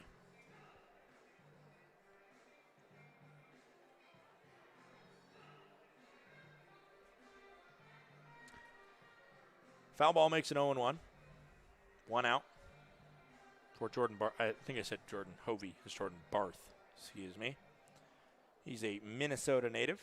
Already mentioned his distinguished career at Augustana University. 6'2", 210-pound infielder playing shortstop today. And that one misses inside. Counts 1-1 now. Already mentioned the fact that he does not have a ton of RBIs this season. He's played a ton of games, but his reasoning for not having RBIs is because he usually bats at the bottom of the lineup, and like this situation with the bases empty, doesn't have a chance to get a ton unless he puts it over the fence, and he's not really that type of guy. And that one will be a high fly ball. Ben McConnell calls off Livingston Morris, and McConnell makes the catch, F8 for out number 2. Flip over the lineup card. Cruz Taylor, who has a walk today as well as a strikeout swinging. For Barth, this is the 4th time he's started in the 9 spot, but he's batted in the 8 spot 5 times, the 7 spot 5 times. Those are his leading spots. So he pitches, or he bats right behind, the cleanup, and then 5-6, who also usually have a lot of power as well. It's hard to get a lot of runners in the spot where you can bring them home, but he's been a very successful player for Billings, a good addition, especially defensively. As every team at this point in the season, you really want to have your shortstop and your second baseman nailed down. Those 2 difficult middle infield positions. Third base as well, but in terms of athleticism and everyday ability, really just to handle that position, I think coaches would definitely take short first with the amount of balls that come that way and the difficulty that it is. And then either third or second, but you want a first baseman as well. You want every position. I know there's probably some catchers out there, maybe some center fielders that are shaking their heads at me or yelling at their computers or TV screens. It is a age-old question. What is the most important position in the sport of baseball defensively? But I think most coaches, if they put their bias aside, would say shortstop is definitely up there. Pitch misses outside. Counts 3-1 with 2 outs here. But what do I know? You saw Brody Wofford over at first base, which usually gets a bad knack for being kind of the spot where you put the quote-unquote least athletic player at first base. But constantly, you see magnificent plays by first basemen. You saw Brody Wofford there, quick reaction to dive to his right, make the play, and then flip it to Hamby covering the bag. It's a tough play for Hamby, too, when you're 6'7", coming off the elevated surface of the mound and running over to first there, try and beat out the runner. Basically, the conclusion of this is that every position is incredibly athletic. Pitch outside at this level. T-ball, it's a little bit more hit or miss. Cruz Taylor is the man at first now with 2 outs in the top of the 5th inning. It's 7-1 in favor of the hometown Glacier Range Riders here, hosting a Monday night crowd. It was mentioned on social media, so maybe you saw it earlier today, but the Range Riders are undefeated all time on Mondays, which is the day that is least likely for a game to be played in the Pioneer League, usually an off day. We are the only Pioneer League game being played tonight, so if you are a fan or an employee or a whatever of another Pioneer League team that's just interested, we welcome you. Hope you're enjoying an off day from stressing or working with your team. As this one is laced into right field, up and over the head of Ryan Cash. Cruz Taylor considered going to third base, but he held up as Sam Linscott was keeping him honest there. But 2 base hits in a row, and now it's Jalen Garcia that steps up. A man that can make this game a lot more interesting in one swing of the bat. And not a big frame at all for Jalen Garcia. He's built with a lot of speed, but he has that power in his 6'1", 190 frame. The Billings native, 25 years old. If he would have gone to one of the big 3 high schools in Montana, or in Billings, Montana, there's 3 AA schools in Billings. Him and I probably would have matched up at some point if he played a sport other than baseball. But went to Billings Christian, I believe. And him and I never saw each other on a playing surface because I didn't play baseball. And the only option at the point when he went to high school was to play American Legion ball. That is changing, however. The Montana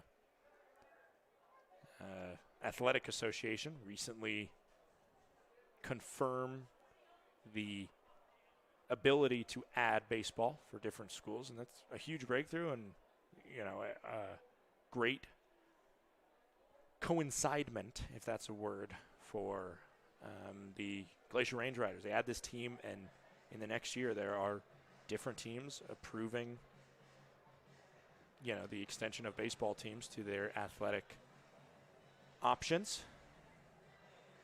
There's a lot of club sports at the high school level. I mean, club being non-school sponsored. American Legion, technically it's somewhere in between club and school sponsored. But there's just something different about representing your high school, especially in Montana, where I know on Friday nights the big ticket item to do in the fall is to go to the local football game. Just like these Range Rider games and these other Pioneer League games around the state, it is not just an athletic game that you come and cheer on your team, it is a meeting venue for the community. This one swung on, dribbled over to third, and it will be out over at third. Oh, my goodness. Wow. What just happened? I thought the umpire said it was out at third. I could have swore he put up his fist and said out, and then but visually it looked like that he beat the run, or he beat the foot tap from Williams, the new third baseman. I mean, and the umpire was not really in a great position to make that call. However, the problem is that Jalen Garcia thought it was a foul ball, and he didn't run to first. So then Williams just threw across the diamond, and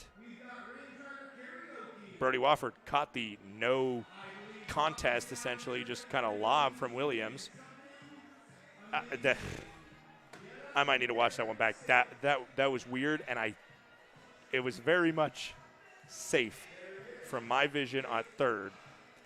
And then there was a throw, but it was a clear, fair ball, and Jalen Garcia just didn't run. It was one way or the other, but kind of broken up and down whatever play.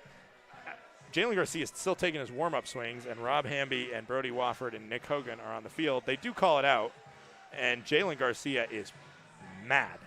He took off his helmet and he slammed down his bat. I'm going to stay with you here just in case we have an ejection, as Jalen Garcia is losing his cool a little bit. I think he's very lucky that they didn't see him swing his bat down into the ground. As Jim Riggleman's out, going again. We're playing mid-inning music right now, and the Billings Mustangs are taking the field, but we don't have an official commercial break, so I'm just going to stay with you here a little bit to watch a little more of this Riggleman argument. Riggleman has argued at all levels, just like he's coached at all levels.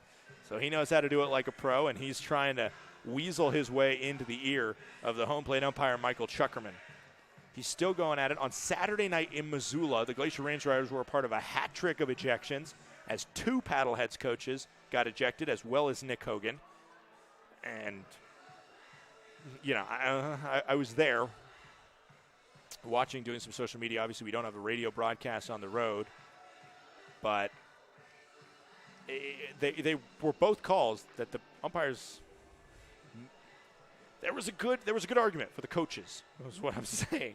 And the Paddleheads staff so good at getting a lot of video content. They posted actually one of those controversial calls on their social media, and it looked like the umpires got it wrong. However, at the same time, it is an incredibly difficult job. And whatever happened there, Garcia didn't think it was a fair ball. Cruz Taylor didn't think he was tagged out before he got to third. And it's a tough one. It's a tough one. I just talked you through the inning, so let's just – I don't know what that gets scored as. I don't know what the official call was there. I'm going to call it a fielder's choice 5 unassisted, at least for myself.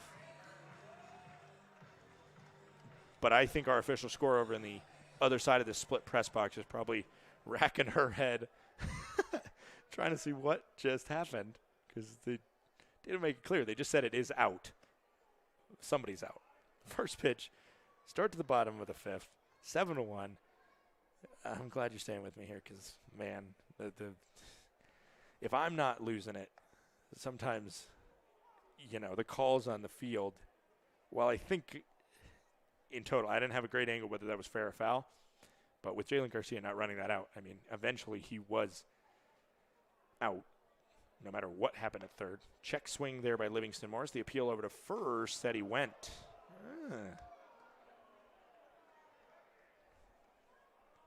Call it a swing and a miss.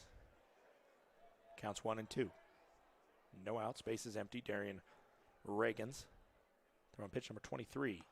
And it's a swing and a miss. He starts out the bottom of the 5th with a strikeout of Livingston Morris. Ramon Enriquez, 0 for 2 today. He reached on what was scored an error. And it's something that I think there might be a look at later. I think that was one that was kind of one of those 50-50 plays where maybe you call it an error right away and you say, okay, let me just see what the replay says if that was a really a makeable play, as it would have been tough for Jackson Raper, who ended up getting credited with that error. The first pitch to Ramon Enriquez is high, so maybe our scorer goes back, looks at it, sees it a little bit differently. But the bottom line is this one's fouled off. As we stand, Ramon Enriquez still looking for his first hit in a PBL matchup. He has played 3 games thus far. Come up empty. But this is a kid that was an All-American in his collegiate career. That one scoots him off the plate. Count goes 2-1 for Enriquez.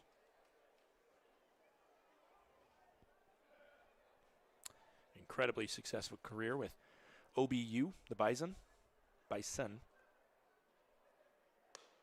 Late swing and a miss there, and he's behind he's evened it up at 2-2. Bottom of the 5th inning here, 7-1, 2-2 count, 1 out, bases empty for Ramon Enriquez. Darian Reagans pitching the 2-2, and it's dribbled back to Reagans, who will field and spin around and throw low, and a good hockey stop there by Jackson, who put the glove down between the legs to prevent that one from getting by him. And Reagan's not perfect on the throw, but it works out all the same. 1-3 ground out, and we have 2 gone in the bottom of the 5th. And Brian Williams stepping in, a man also looking for his first PBL hit. Last time up, he grounded into a double play. Almost beat it out. First pitch is high to Brian Williams. Already talked a little bit about where Williams comes from, Birmingham Southern. And that is a D3 powerhouse. As that is a broken bat down the first base line. And it will be a 3 unassisted putout. But, yeah, that bat will not be seeing any more time on the baseball field. Not a first professional hit from Brian Williams, but a first professional broken bat by Williams. 1, 2, 3, we head to the 6th.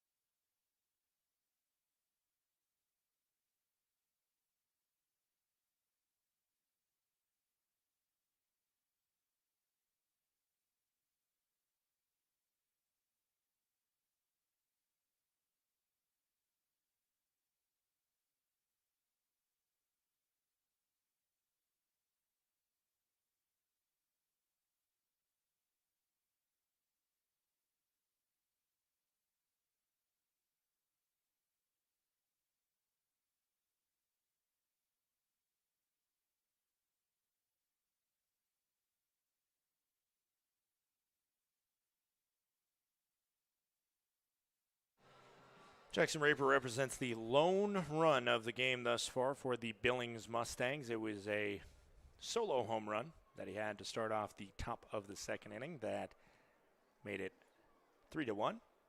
Since then, he's not gotten much to work with, and a called strike there that Jackson Raper was visibly upset with. Kind of gave that look to the home plate umpire.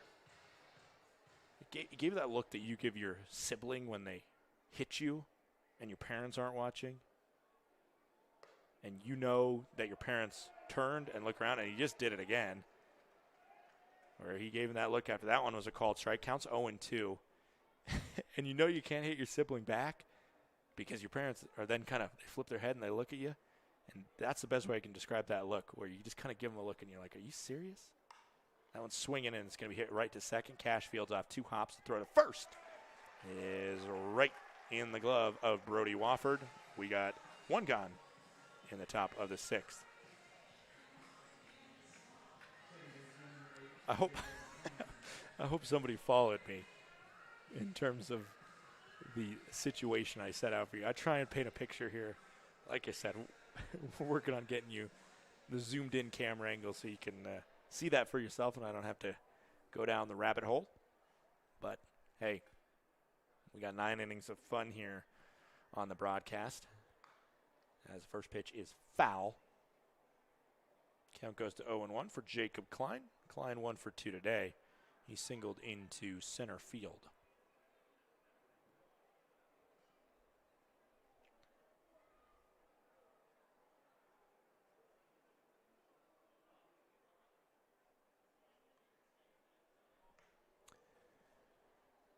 Pitch misses low. Count goes to 1-1. Rob Hamby out for his 6th inning of work. He's at 78 pitches right now in terms of his pitch count.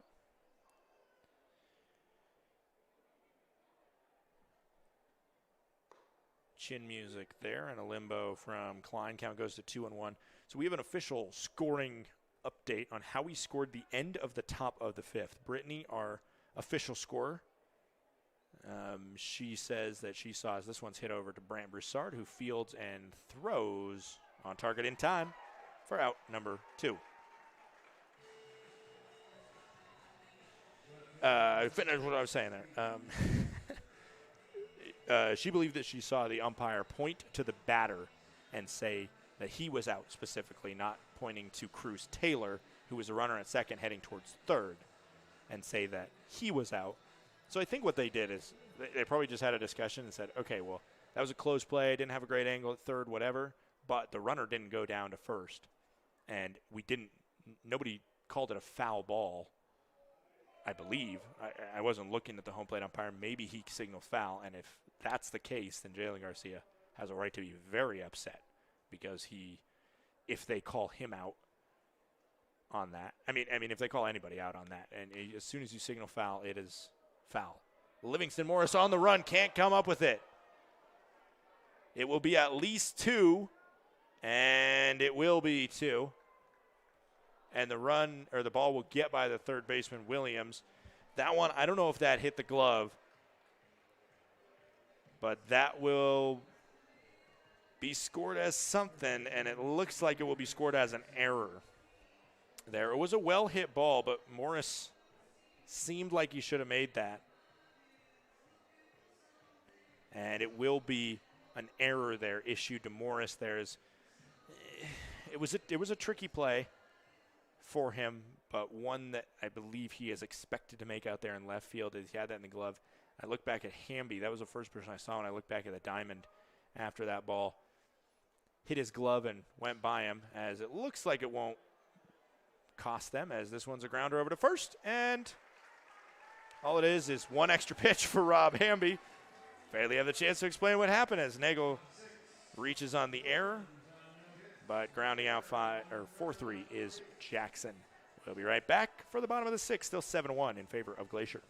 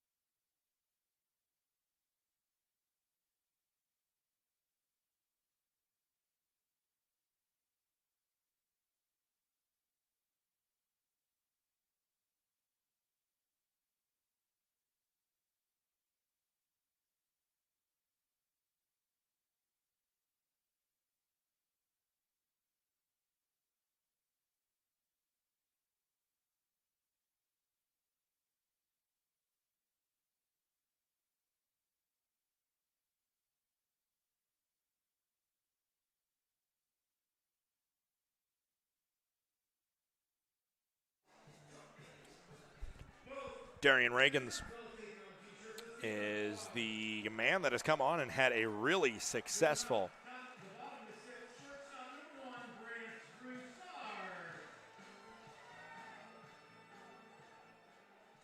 Brant Broussard leads off. I don't know what I was saying even before there.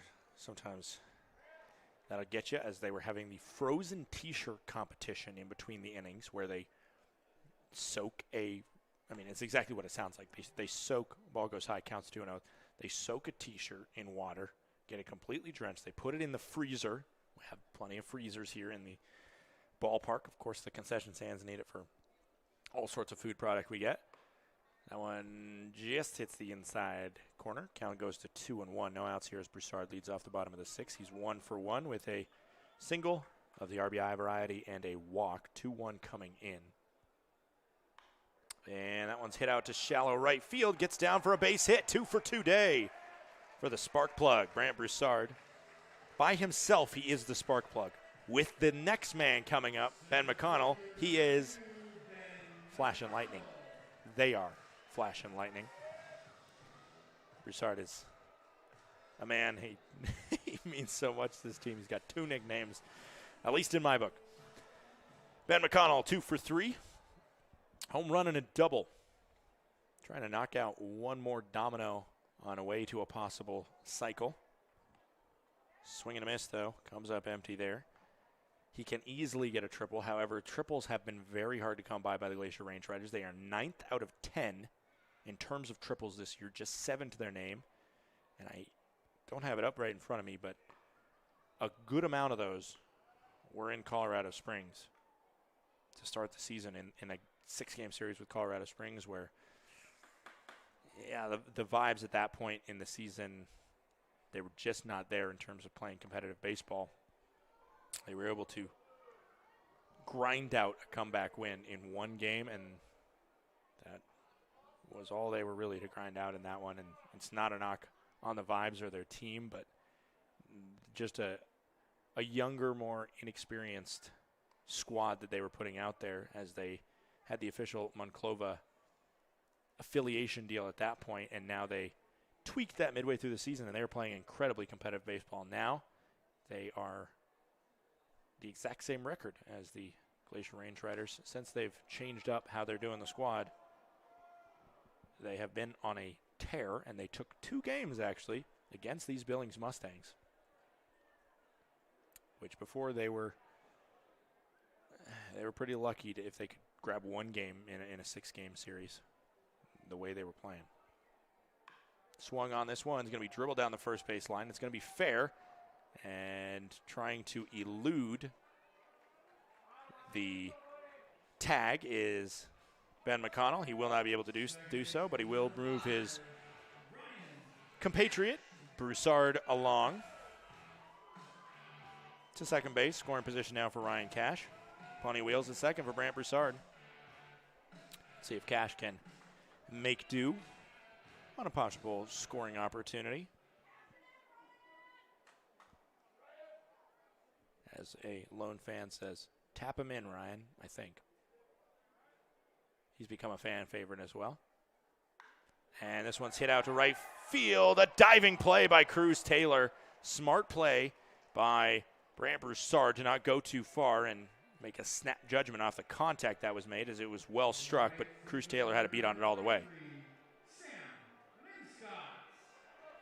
And now a man who also has a good chance to make do on sacrifice or on run scoring opportunities. It's Sam Linscott.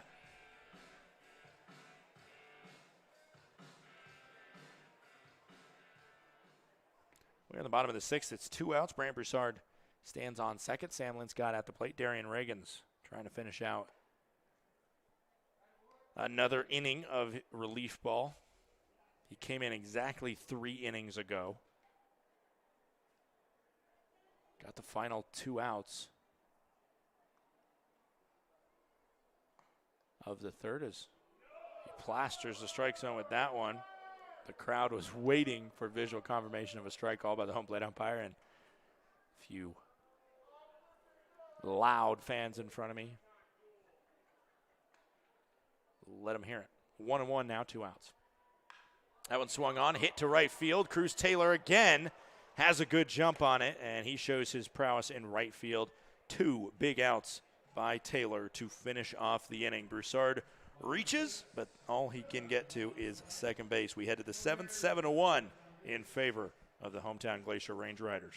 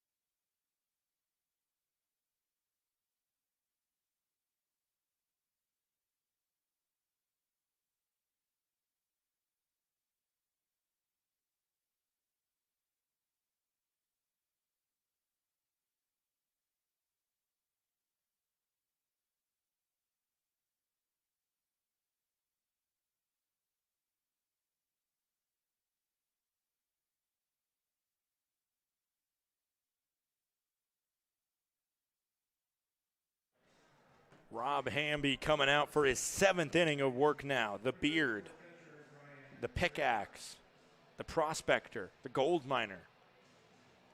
Many names for the man wearing the number 33, but only one job: to continue mowing through this Billings Mustangs lineup.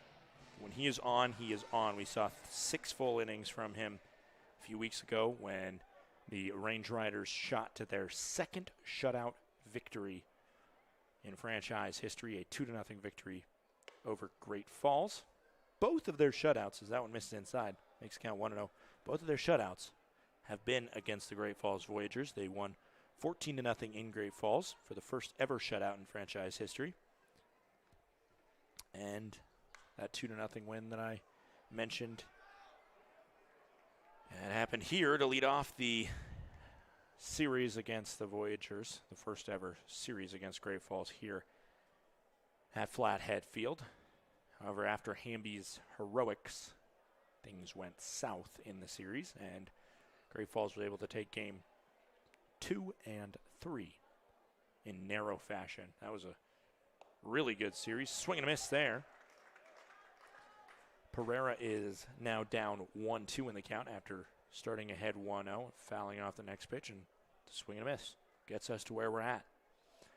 Sun setting here, 9:03 local time, mountain time.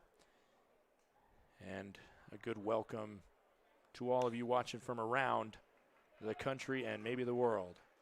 Hit to Brant Broussard, who's hedged over, playing right over second base from a shifted shortstop position, and call it 6-3 ground out for out number 1 to start off the top of the 7th. Jordan Barth, number 9 batter, popped out to center field. His most recent time up, he has a strikeout as well. Cruz Taylor on deck, and the number 2 batter, Hovey, is in the hole if we get there. Guaranteed to see Barth and Taylor, however.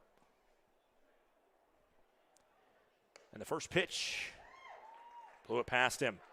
Barth comes up empty, and it's 0-1 here with 1 out and the bases empty. Pitch count right now for Rob Hamby.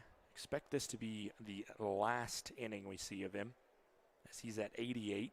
He got through the last inning, even with that error in left field, as this one's hit, and it's going to be a base hit for the number 9 batter, Barth. Even with that error in last field, last inning, he had 10 pitches. He was able to get out of the inning on the next batter on the first pitch. But Hamby, when he's cruising, he seems sometimes to get better as he goes along. First inning, he threw 15. Second inning, he threw 18. Then 15-10, 15-10. And he's at 6 right now in this inning. As we get Michael Chuckerman saying something over to the dugout.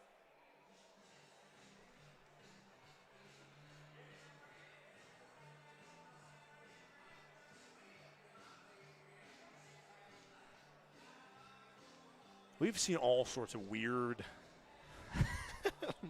stuff go on tonight. This game started with Rob Hamby, who doesn't walk anybody, getting delayed because it seemed like he was getting lectured by a teacher when the umpire pulled him, the pitching coach, Mike Spears, the manager, skipper, Nick Hogan, as well as the catcher, all into a 5-person group brouhaha. Swing and a miss makes the count 0-1. And talked to them for a while, and it didn't seem like any of them were mad about anything. It was just a long, long, long explanation of something. And then he finally gets to throw his warm-up pitches. He throws a 5-pitch walk, which I mentioned is already really rare for him. As this one's hit over to second. It's a slow roller, only going to be enough for 1, but Cash makes the play look so simple there from his second base position. And the 4-3 advances Barth to second with 2 outs. We're in the top of the 7th here. Jordan Hovey stepping up.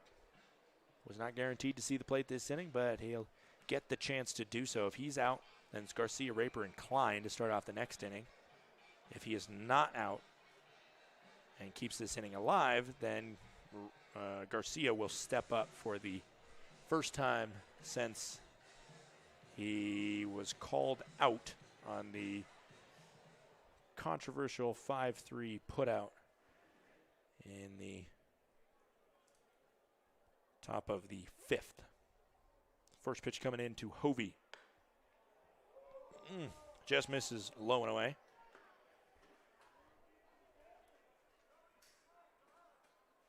And the count is 1-0.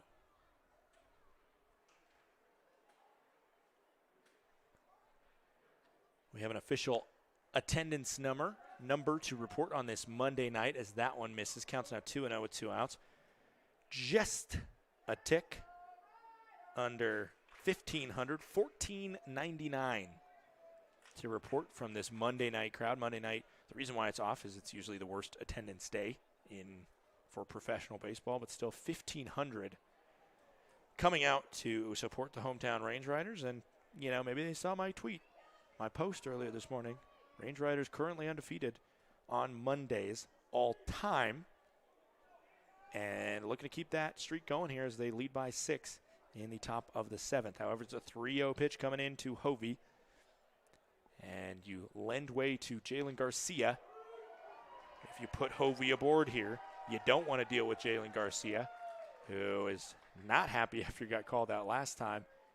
And he can swing the lumber. 3-1. Stepped off by Hamby. He's at 95 pitches now. Now I really don't think we'll see him. And look over to the pen, though. We don't see anybody warming up for the Glacier Range Riders. Swing and a miss there. Worked it back from 3-0. Now it's 3-2 for Jordan Hovey.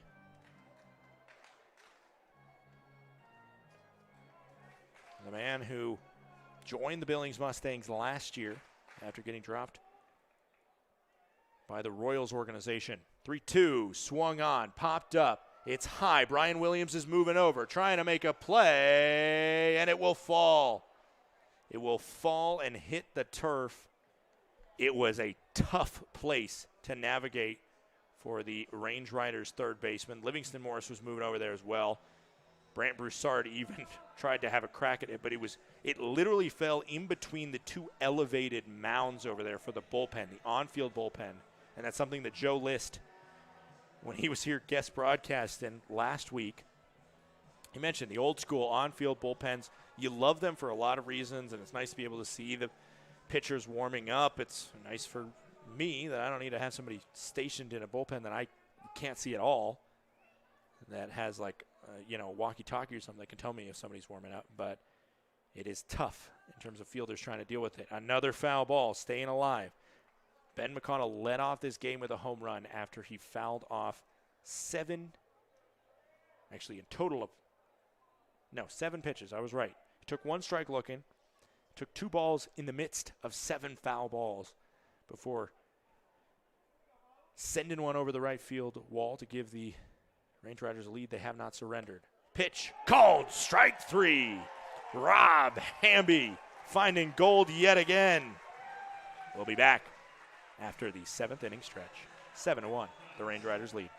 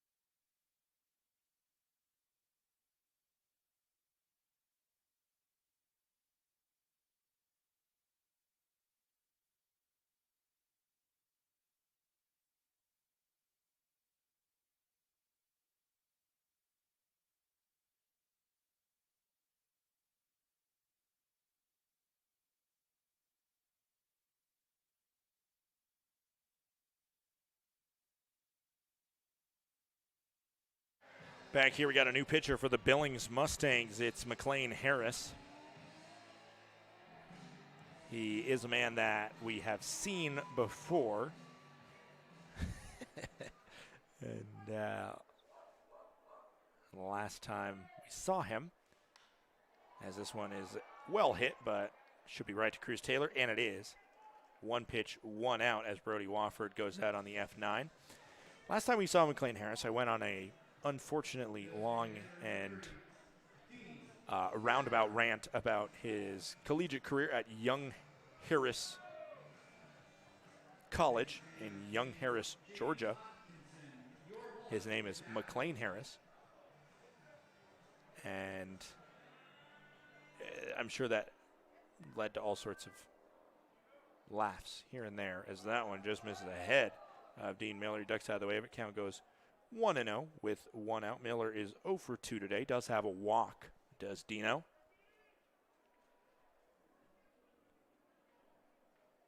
Whoa, he laces that one, but it came off the bat hard, but right to the shifted Jordan Barth, who was playing as basically a coverage right over second base in the same way that we saw Brant Broussard grab a ground out recently.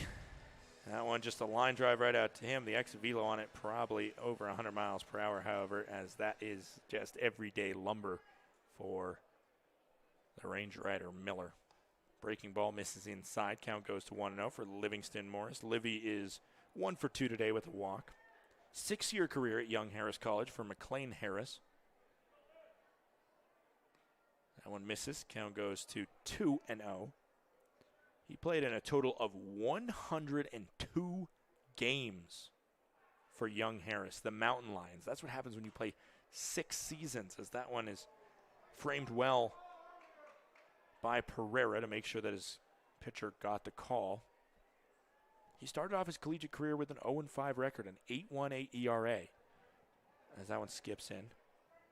But Harris, you see over the course of his career just the incredible difference that he was able to overcome, and that's what college athletics especially are about. You get to the team, especially when you look at, you know, the non-D1 powerhouses, which you can say, especially for certain sports, are all about winning. And we don't care who does it. Whoever helps win is the only thing we care about. 5-pitch walk to Morris there. But a lot of these schools, it's about the student athlete. It's about engaging them, developing them, creating them as future athletes as well as future contributors to our society. And clearly, Young Harris, the evolution of McLean Harris, very much in that. I mentioned his freshman year, 0-5, 8.18 ERA. By the time he graduated, probably with a graduate degree this spring, that one swung on a miss by Ramon Enriquez. He had a 10-4 record, a 2.37 ERA in almost 100 innings pitched, as well as 72 strikeouts to 8 walks. That is a mind-boggling K to walk ratio, and gives you a lot of credit, or gives a lot of credit to Livingston Morris, who just reached on a 5-pitch walk there. McLean Harris does not like giving up those freebies. He's only given up 3 this year. He'll put it in the zone and force you to do something with it. Speaking of, he does that just there, and it's in the zone. Count is 1-2. Ramon Enriquez, I mentioned, called an error earlier in the game on the play that he had. And could be changed, but as of now, he's 0 for 3. 1-2, 2 outs. Livingston Morris on first. Breaking ball up, turns the head away from the pitch coming in, does Enriquez. Counts 2-2 for the California native. Started his professional career in the Mexican League before taking his talents here from Tigres de Quintana Roo. Foul ball. And we stay alive. Livingston Moore's on first. He has good max speed, but he doesn't steal a lot of bases because for as big as he is, the acceleration, he is below some of the faster players on the team. 2-2. Misses. We go full. As right now, Range Riders making McLean Harris work. He's about to throw pitch number 15 since coming on to replace Darian Reagans this inning. I haven't mentioned any of the final lines for the Billings Mustangs pitchers, and if I get another pitch here, then I will do exactly that as Enriquez tries to reach base. That one is slapped out to left field. Backing up is the left fielder, and he will make the grab. Enriquez, man, he has plastered some balls here and there, but still searching for his first hit. That is just how cruel this sport can be sometimes. It's still 7-1 as we head to the 8th.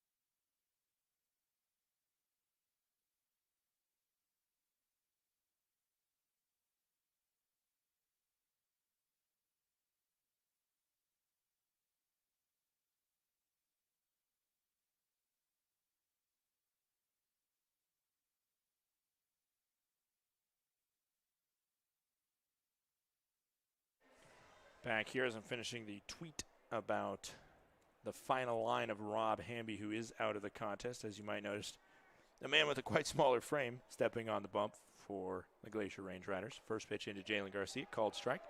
Count is 0-1.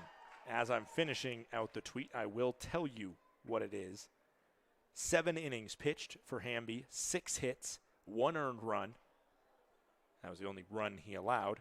9 strikeouts, which is a professional high for Hamby, and just 2 walks. What an outing from Rob Hamby. Swing and a miss there, makes the count 1-2. 7-1 here. We are in the top of the 8th inning. 6 outs needed for the Range Riders to break this 6-game losing streak. Swing and a miss as Tanner Solomon starts off his outing with a K. I did tell you I'd tell you the final line for both of the first 2 pitchers for Billings. If you're interested, the starter, Yasnier Laureano, one of his toughest outings of the year. 2 2/3 innings pitched, 7 hits, 7 runs, 6 of them were earned, 3 walks to 1 strikeout. Ball there starts off the at-bat for Jackson Raper. The only earned run against the starter Rob Hamby for the Range Riders was this man hitting a solo home run. Other than that, it's just a staggering performance by Hamby. Darian Reagans, who gave way to Harris last inning, as this one's popped up and out of play right over my head. 2-1, 1 out, bases empty now. Darian Reagans, 3 1/3 innings pitched, 1 hit, no earned runs, no runs period, 2 strikeouts to 1 walk. He's done his job as he's kept it close, and now that pitch misses just low. 3-1. We do have a defensive change that I should mention, as this one is down the right field line and it's foul. Whew. That one was extra bases.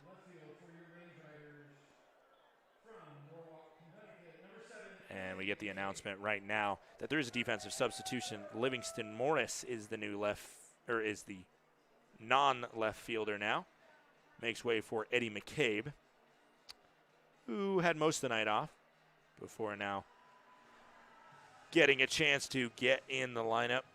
He's struggled for the most part. He's had a couple blips here and there where you see what he did in Great Falls, but has not turned on the same way that he did as a Voyager, and that's the reason why Nick Hogan, giving them the night off, maybe giving them a chance to breathe, because for these guys that, have finished up their collegiate careers, I've already mentioned it before, you're used to playing 3, maybe 4 times a week, and you go to playing 6, and in this next week they're playing 7.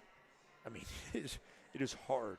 It is hard, and it is the life you dream about as a kid growing up, playing t-ball, playing Little League, whatever. You dream about this for sure.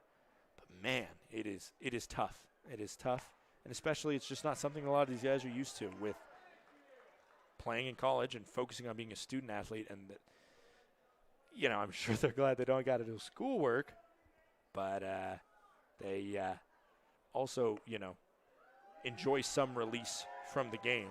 And none of these guys are from here. And being in a foreign setting to them, as well as, all the other rigors that I talk about in terms of being a professional athlete, it's great, but it also has its struggles, and that's very clear. And thankfully, more and more athletes are talking about being vocal about how they struggle with that. As this one is a called ball, a flinch from Jacob Klein at the plate, but does not get the call either way, swinging or looking, and a foul ball keeps the count at 2-2. Jackson Raper did walk.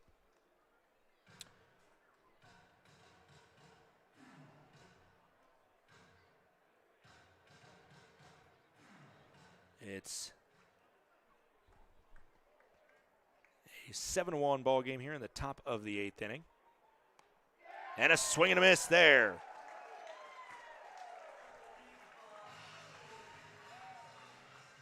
Strikeout for Tanner Solomon, his second of the inning.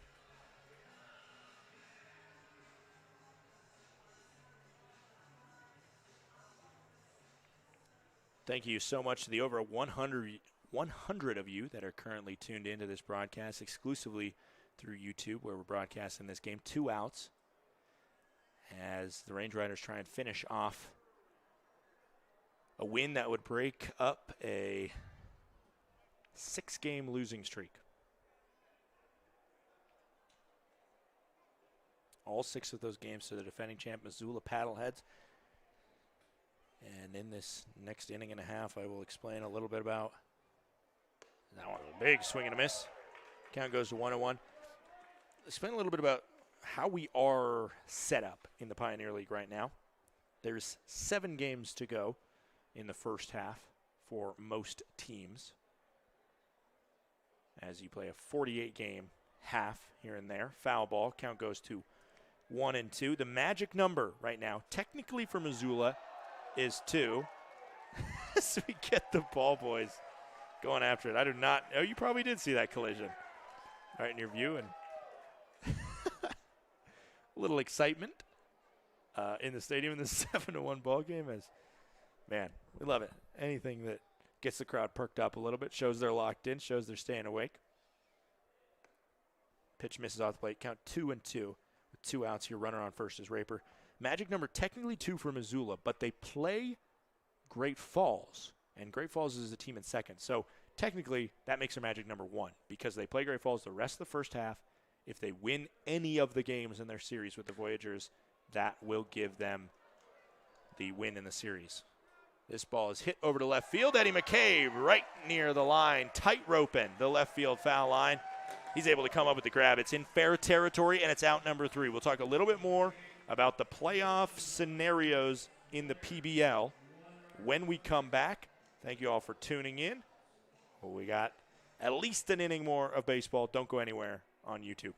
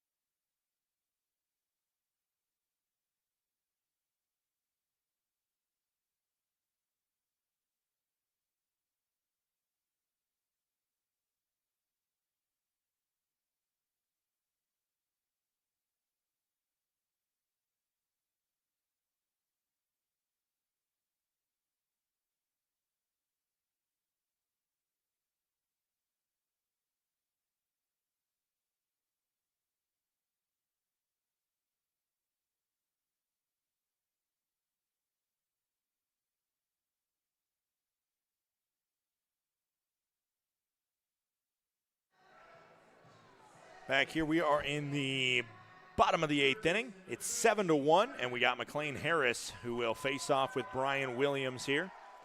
Brian Williams, a man looking for his first professional hit, looking to reach base for the first time ever. Last time, he put a ball into fair play, but really just despite of the broken bat, absolutely shattered the lumber. And according to the statistics I have, if you take Brian Williams high school or past high school, not including high school, as he swings and misses at the first pitch and he sees from McLean Harris, according to my stats, he played 3 games in the Coastal Plains League in summer ball in 2019, and other than that, he has not played in a Wood Bat Summer League as he swings and misses there. So definitely taking the stats that he had, which were unworldly, I mean really, really good, 352 batting average this past year. In college, a 308 batting average. Incredibly solid as he sees that one go high, counts 1-2. And translating that to wood bat, that's clearly going to be part of the learning curve for the Marietta, Georgia native. But being an everyday starter for a team that wins a lot of games, that's a big part of what Nick Hogan is trying to do, putting this roster together. Also, Brian Williams has some speed as well. Over the course of his collegiate career, he stole 83 bags and was only caught 14 times. 1-2. Swung on this one, looping into shallow right field, and it will be the second baseman, Klein, who's coming over and makes the play. Unless we go to the bottom of the 9th or have a really long inning here, it looks like Brian Williams will have to wait another game to get his first career hit. However, he's been solid at the defensive side. Maybe the most peculiar play of his baseball career happened earlier this game when he fielded a ball that was called fair, it seemed. At least it goes down as being called fair. This pitch misses low and away. to Brant Broussard. Just 2 for 2 today. He's had a great day. Where that ball went, presumably fair to him. This one's laced to short, but fielded and thrown on target in time. 6-3 ground out. Williams fielded it, went over to try and tap third because that was really the only play he had. He wouldn't have been able to make the throw across the diamond. It was just too slow of a roller. Looked to me, and I'm positioned right above kind of the third base bag. Looked to me like he got there late, and it should have just been an infield single. And then weirdness happened where the umpires said it is out. And apparently they pointed to the batter, saying the batter was out, because after Williams tapped the bag, he said, well, the batter hasn't run. He thought it was a foul ball. So maybe I'll just throw it over there and make sure, at least if I can't get the 5 unassisted fielder's choice, I'll get the 5-3 ground out. Whatever it was, Williams made a veteran play for the rookie to make sure he dotted his I's and crossed his T's and got the out one way or the other. Counts 1-2 to Ben McConnell. That one hits right on home plate and yoinks over the catcher. Count is now 2-2.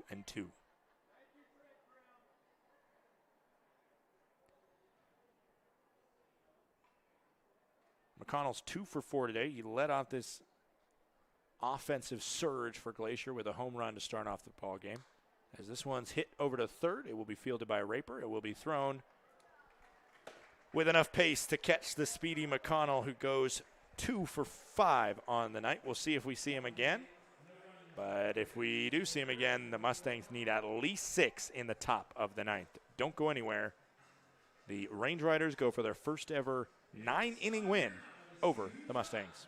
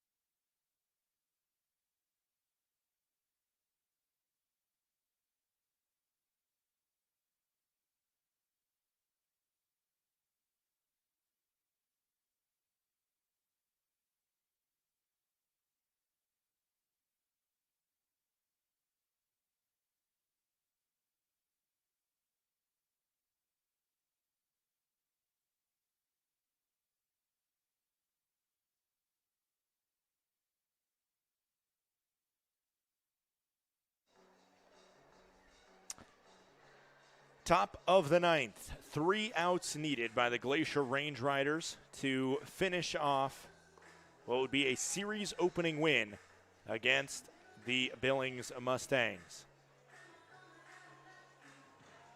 Tanner Solomon is the man to do it. Tanner Solomon, he pitched a scoreless inning last frame, and he has been, like Hamby, when he's on, he is insanely good. But he has also had some outings where he struggled. This is his 14th appearance. 7.71 ERA in 25 2/3 innings pitched, and he has 25 strikeouts to 11 walks. First pitch is a foul ball from Bryce Jackson. 0 for 3 today is the first baseman for the Mustangs. 2 strikeouts swinging as well as a ground out over to first base. Tanner Solomon, a Phoenix, Arizona native, but his college ball at Wayland Baptist. Another foul ball. Count has gone to 0-2. His first real outing where we saw, okay, this guy can ball, was that second home game against the Billings Mustangs where he came on as, no appeal, and now there's appeal over to third, and the third base umpire, Will Stacy, said he didn't go, so it counts 1-2. But I mentioned that Wednesday, June 15th game where things seemed like they really came together. It was such a heroic, epic Flathead Field moment that all the fans here will never forget, and clearly including myself. And he was the pitcher that kind of tied it together in the middle, kept it close, only allowed 1 run. And just, you know, he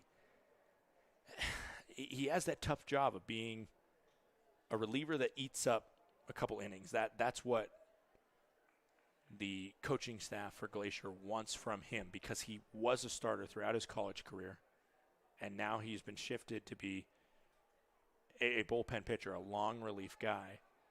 But he can be really effective in short spurts.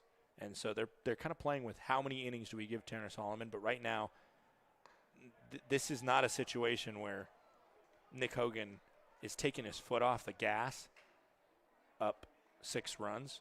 He knows that the struggles that the Range Riders have had putting 9 innings together this year, he knows, like, let me put out a guy that can throw gas, and he does right there, strike 3. As he's got 1 out in the top of the 9th. Jackson goes down swinging. It's Pereira and Barth that are guaranteed to see the plate unless we have a pinch hitter.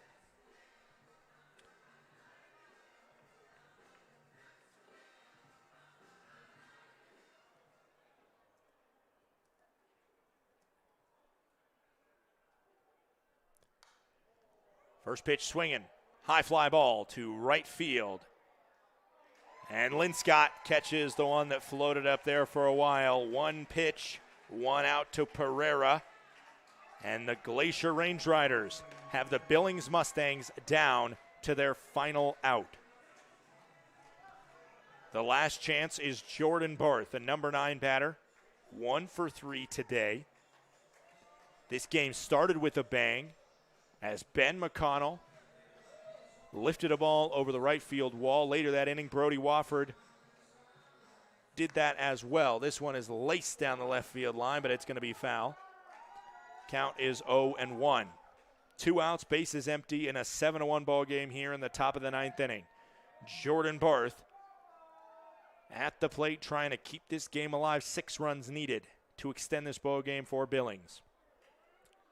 The 0-1 coming in. Time is called. Late time, crowd doesn't like it. They want to see the end of this ball game. We still got a little bit of daylight here at 9:40. A beautiful purple sunset around the mountains behind us and a little bit in front of us. A strike there makes it 0-2.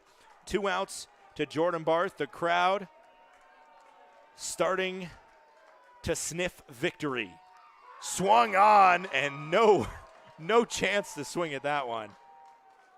That was a complete protection of the plate there, as Jordan Barth did not want to strike out looking, and he got fooled on a high Tanner Solomon pitch. But he fouls it off, stays alive, 0-2.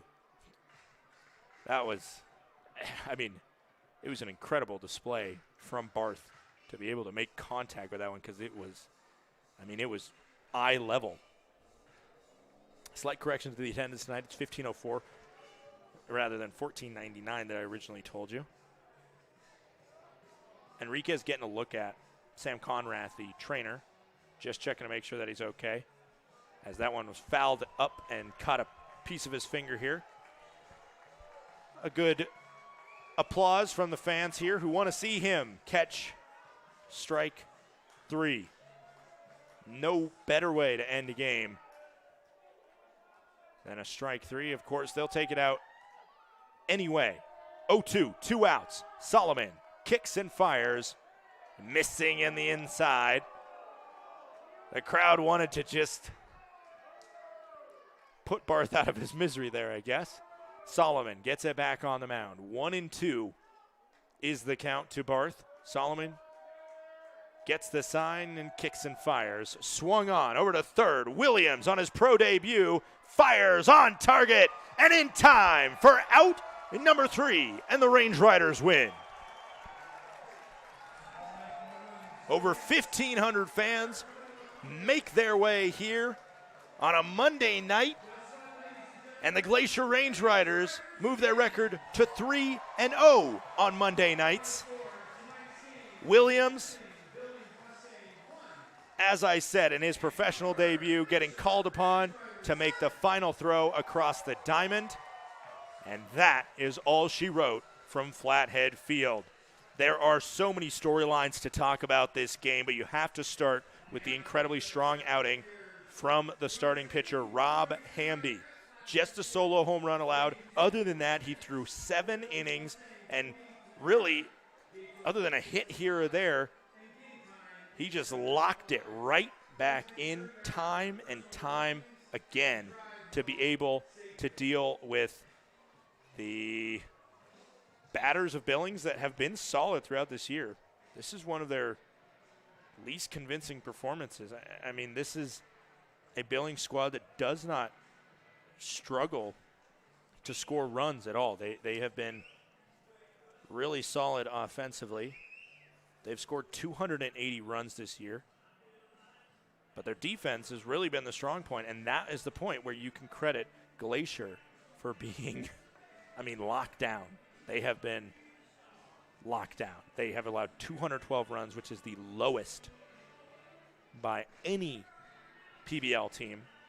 And being able to jump out on top of Yasnier Laureano, the way he's pitched against Glacier, he threw 6 innings of no-hit baseball when he saw the Glacier Range Riders the first time. And here he comes out, and right away, Ben McConnell puts that pressure on him. The 2-strike foul balls you cannot talk about enough. That's the reason why Billings owns this series, is because the 2-strike foul balls that they had at Dealer Park in Billings was unreal. Nick Hogan said the key to that series against Billings, the reason why they couldn't get a win, comes down to those 2-strike foul balls. And here it's Ben McConnell that gives a little bit of their own medicine to those Mustangs and is able to foul, 7 foul balls in one at-bat before finally going yard for the second time in 2 games, putting it over the right field wall. Then you turn around and you see Brody Wofford, who does not let the Range Riders take their foot off the gas. He goes yard over the right field fence, makes it 3-0. It was another 3-spot put up in the second inning as the Range Riders jumped out again on Yasnier Laureano, and then they put one more in the third. That spelled the end of the starting pitcher for Billings. And from there, allow your pitcher to pitch with freedom in a 7-run ball game. And every time it seemed like there was a situation where Hamby was maybe starting to get the fringe of in trouble, he locked it down. He got some strikeouts. He kept the ball in a place where it couldn't advance runners, where they couldn't pick up those cheap runs. Just that solo home run against him. 7 innings pitched, 1 earned run, 9 strikeouts, and 2 walks for Rob Hamby. Tanner Solomon came on, and he was just just incredibly solid. He went 1, 2, 3 in the top of the 9, and he just walked 1 in the top of the 8th.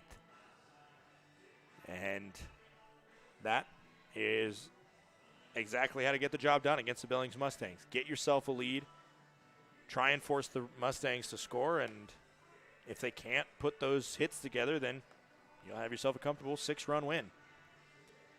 One more time, the winning pitcher is Rob Hamby, 7 innings pitched, 1 earned run, 9 strikeouts, 2 walks. The losing pitcher is Yasnier Laureano. He gets his 3rd loss on the year. For Rob Hamby, that is his 2nd professional win. He goes to 2-1 on the season. No save, even though Solomon pitched 2 innings. He needed 1 more to get the 3-inning save. And that is the ball game, a 7-1 victory by the Glacier Range Riders over the Billings Mustangs. There is plenty of chances to see these two teams. If you didn't see most of this game, don't worry. Stick around throughout the week, and you will see plenty more Mustangs Range Riders baseball. Tuesday, Wednesday, Thursday, Friday, Saturday, all 7:05 first pitches Mountain Time right here at Flathead Field.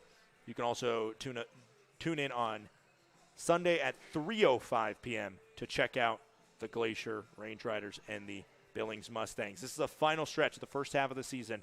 Both teams officially eliminated from winning the first half pennant. They are looking for improvement to their overall record as well as getting some momentum going for the second half. Tonight seemed to claim some momentum. We'll see what tomorrow brings between these two squads. The probables for tomorrow, it looks to be kind of a bullpen day. That is where the Glacier Range Riders are heading, with Kevin Kyle slated to start the game out. And Surwa will be the starting pitcher, making, I believe, his debut for the Billings Mustangs. The Mustangs fall to 22-18 on the campaign, while the Glacier Range Riders pick up their 14th win, only their 9th win against the Pioneer League North Division. They'll look for double digits against the North tomorrow. Thank you so much for joining us for today's contest. It was a great battle between the Glacier Range Riders and the Billings Mustangs. Sorry, we're getting off a 6-game stretch versus those paddleheads. And the Billings Mustangs, we got 6 more games to play between these two squads, so I'm sure I'll have Mustangs pounded into my head, at least by the end of Wednesday night or Thursday night's game. The final score, 7-1, home runs by Wofford and McConnell, and a winning 7-inning outing from Rob Hamby. Thanks so much to all 1,000 viewers that we had tonight. My name is Scott Gladstone. It has been an honor to bring you this game. Please have a great rest of your night, and stay safe out there.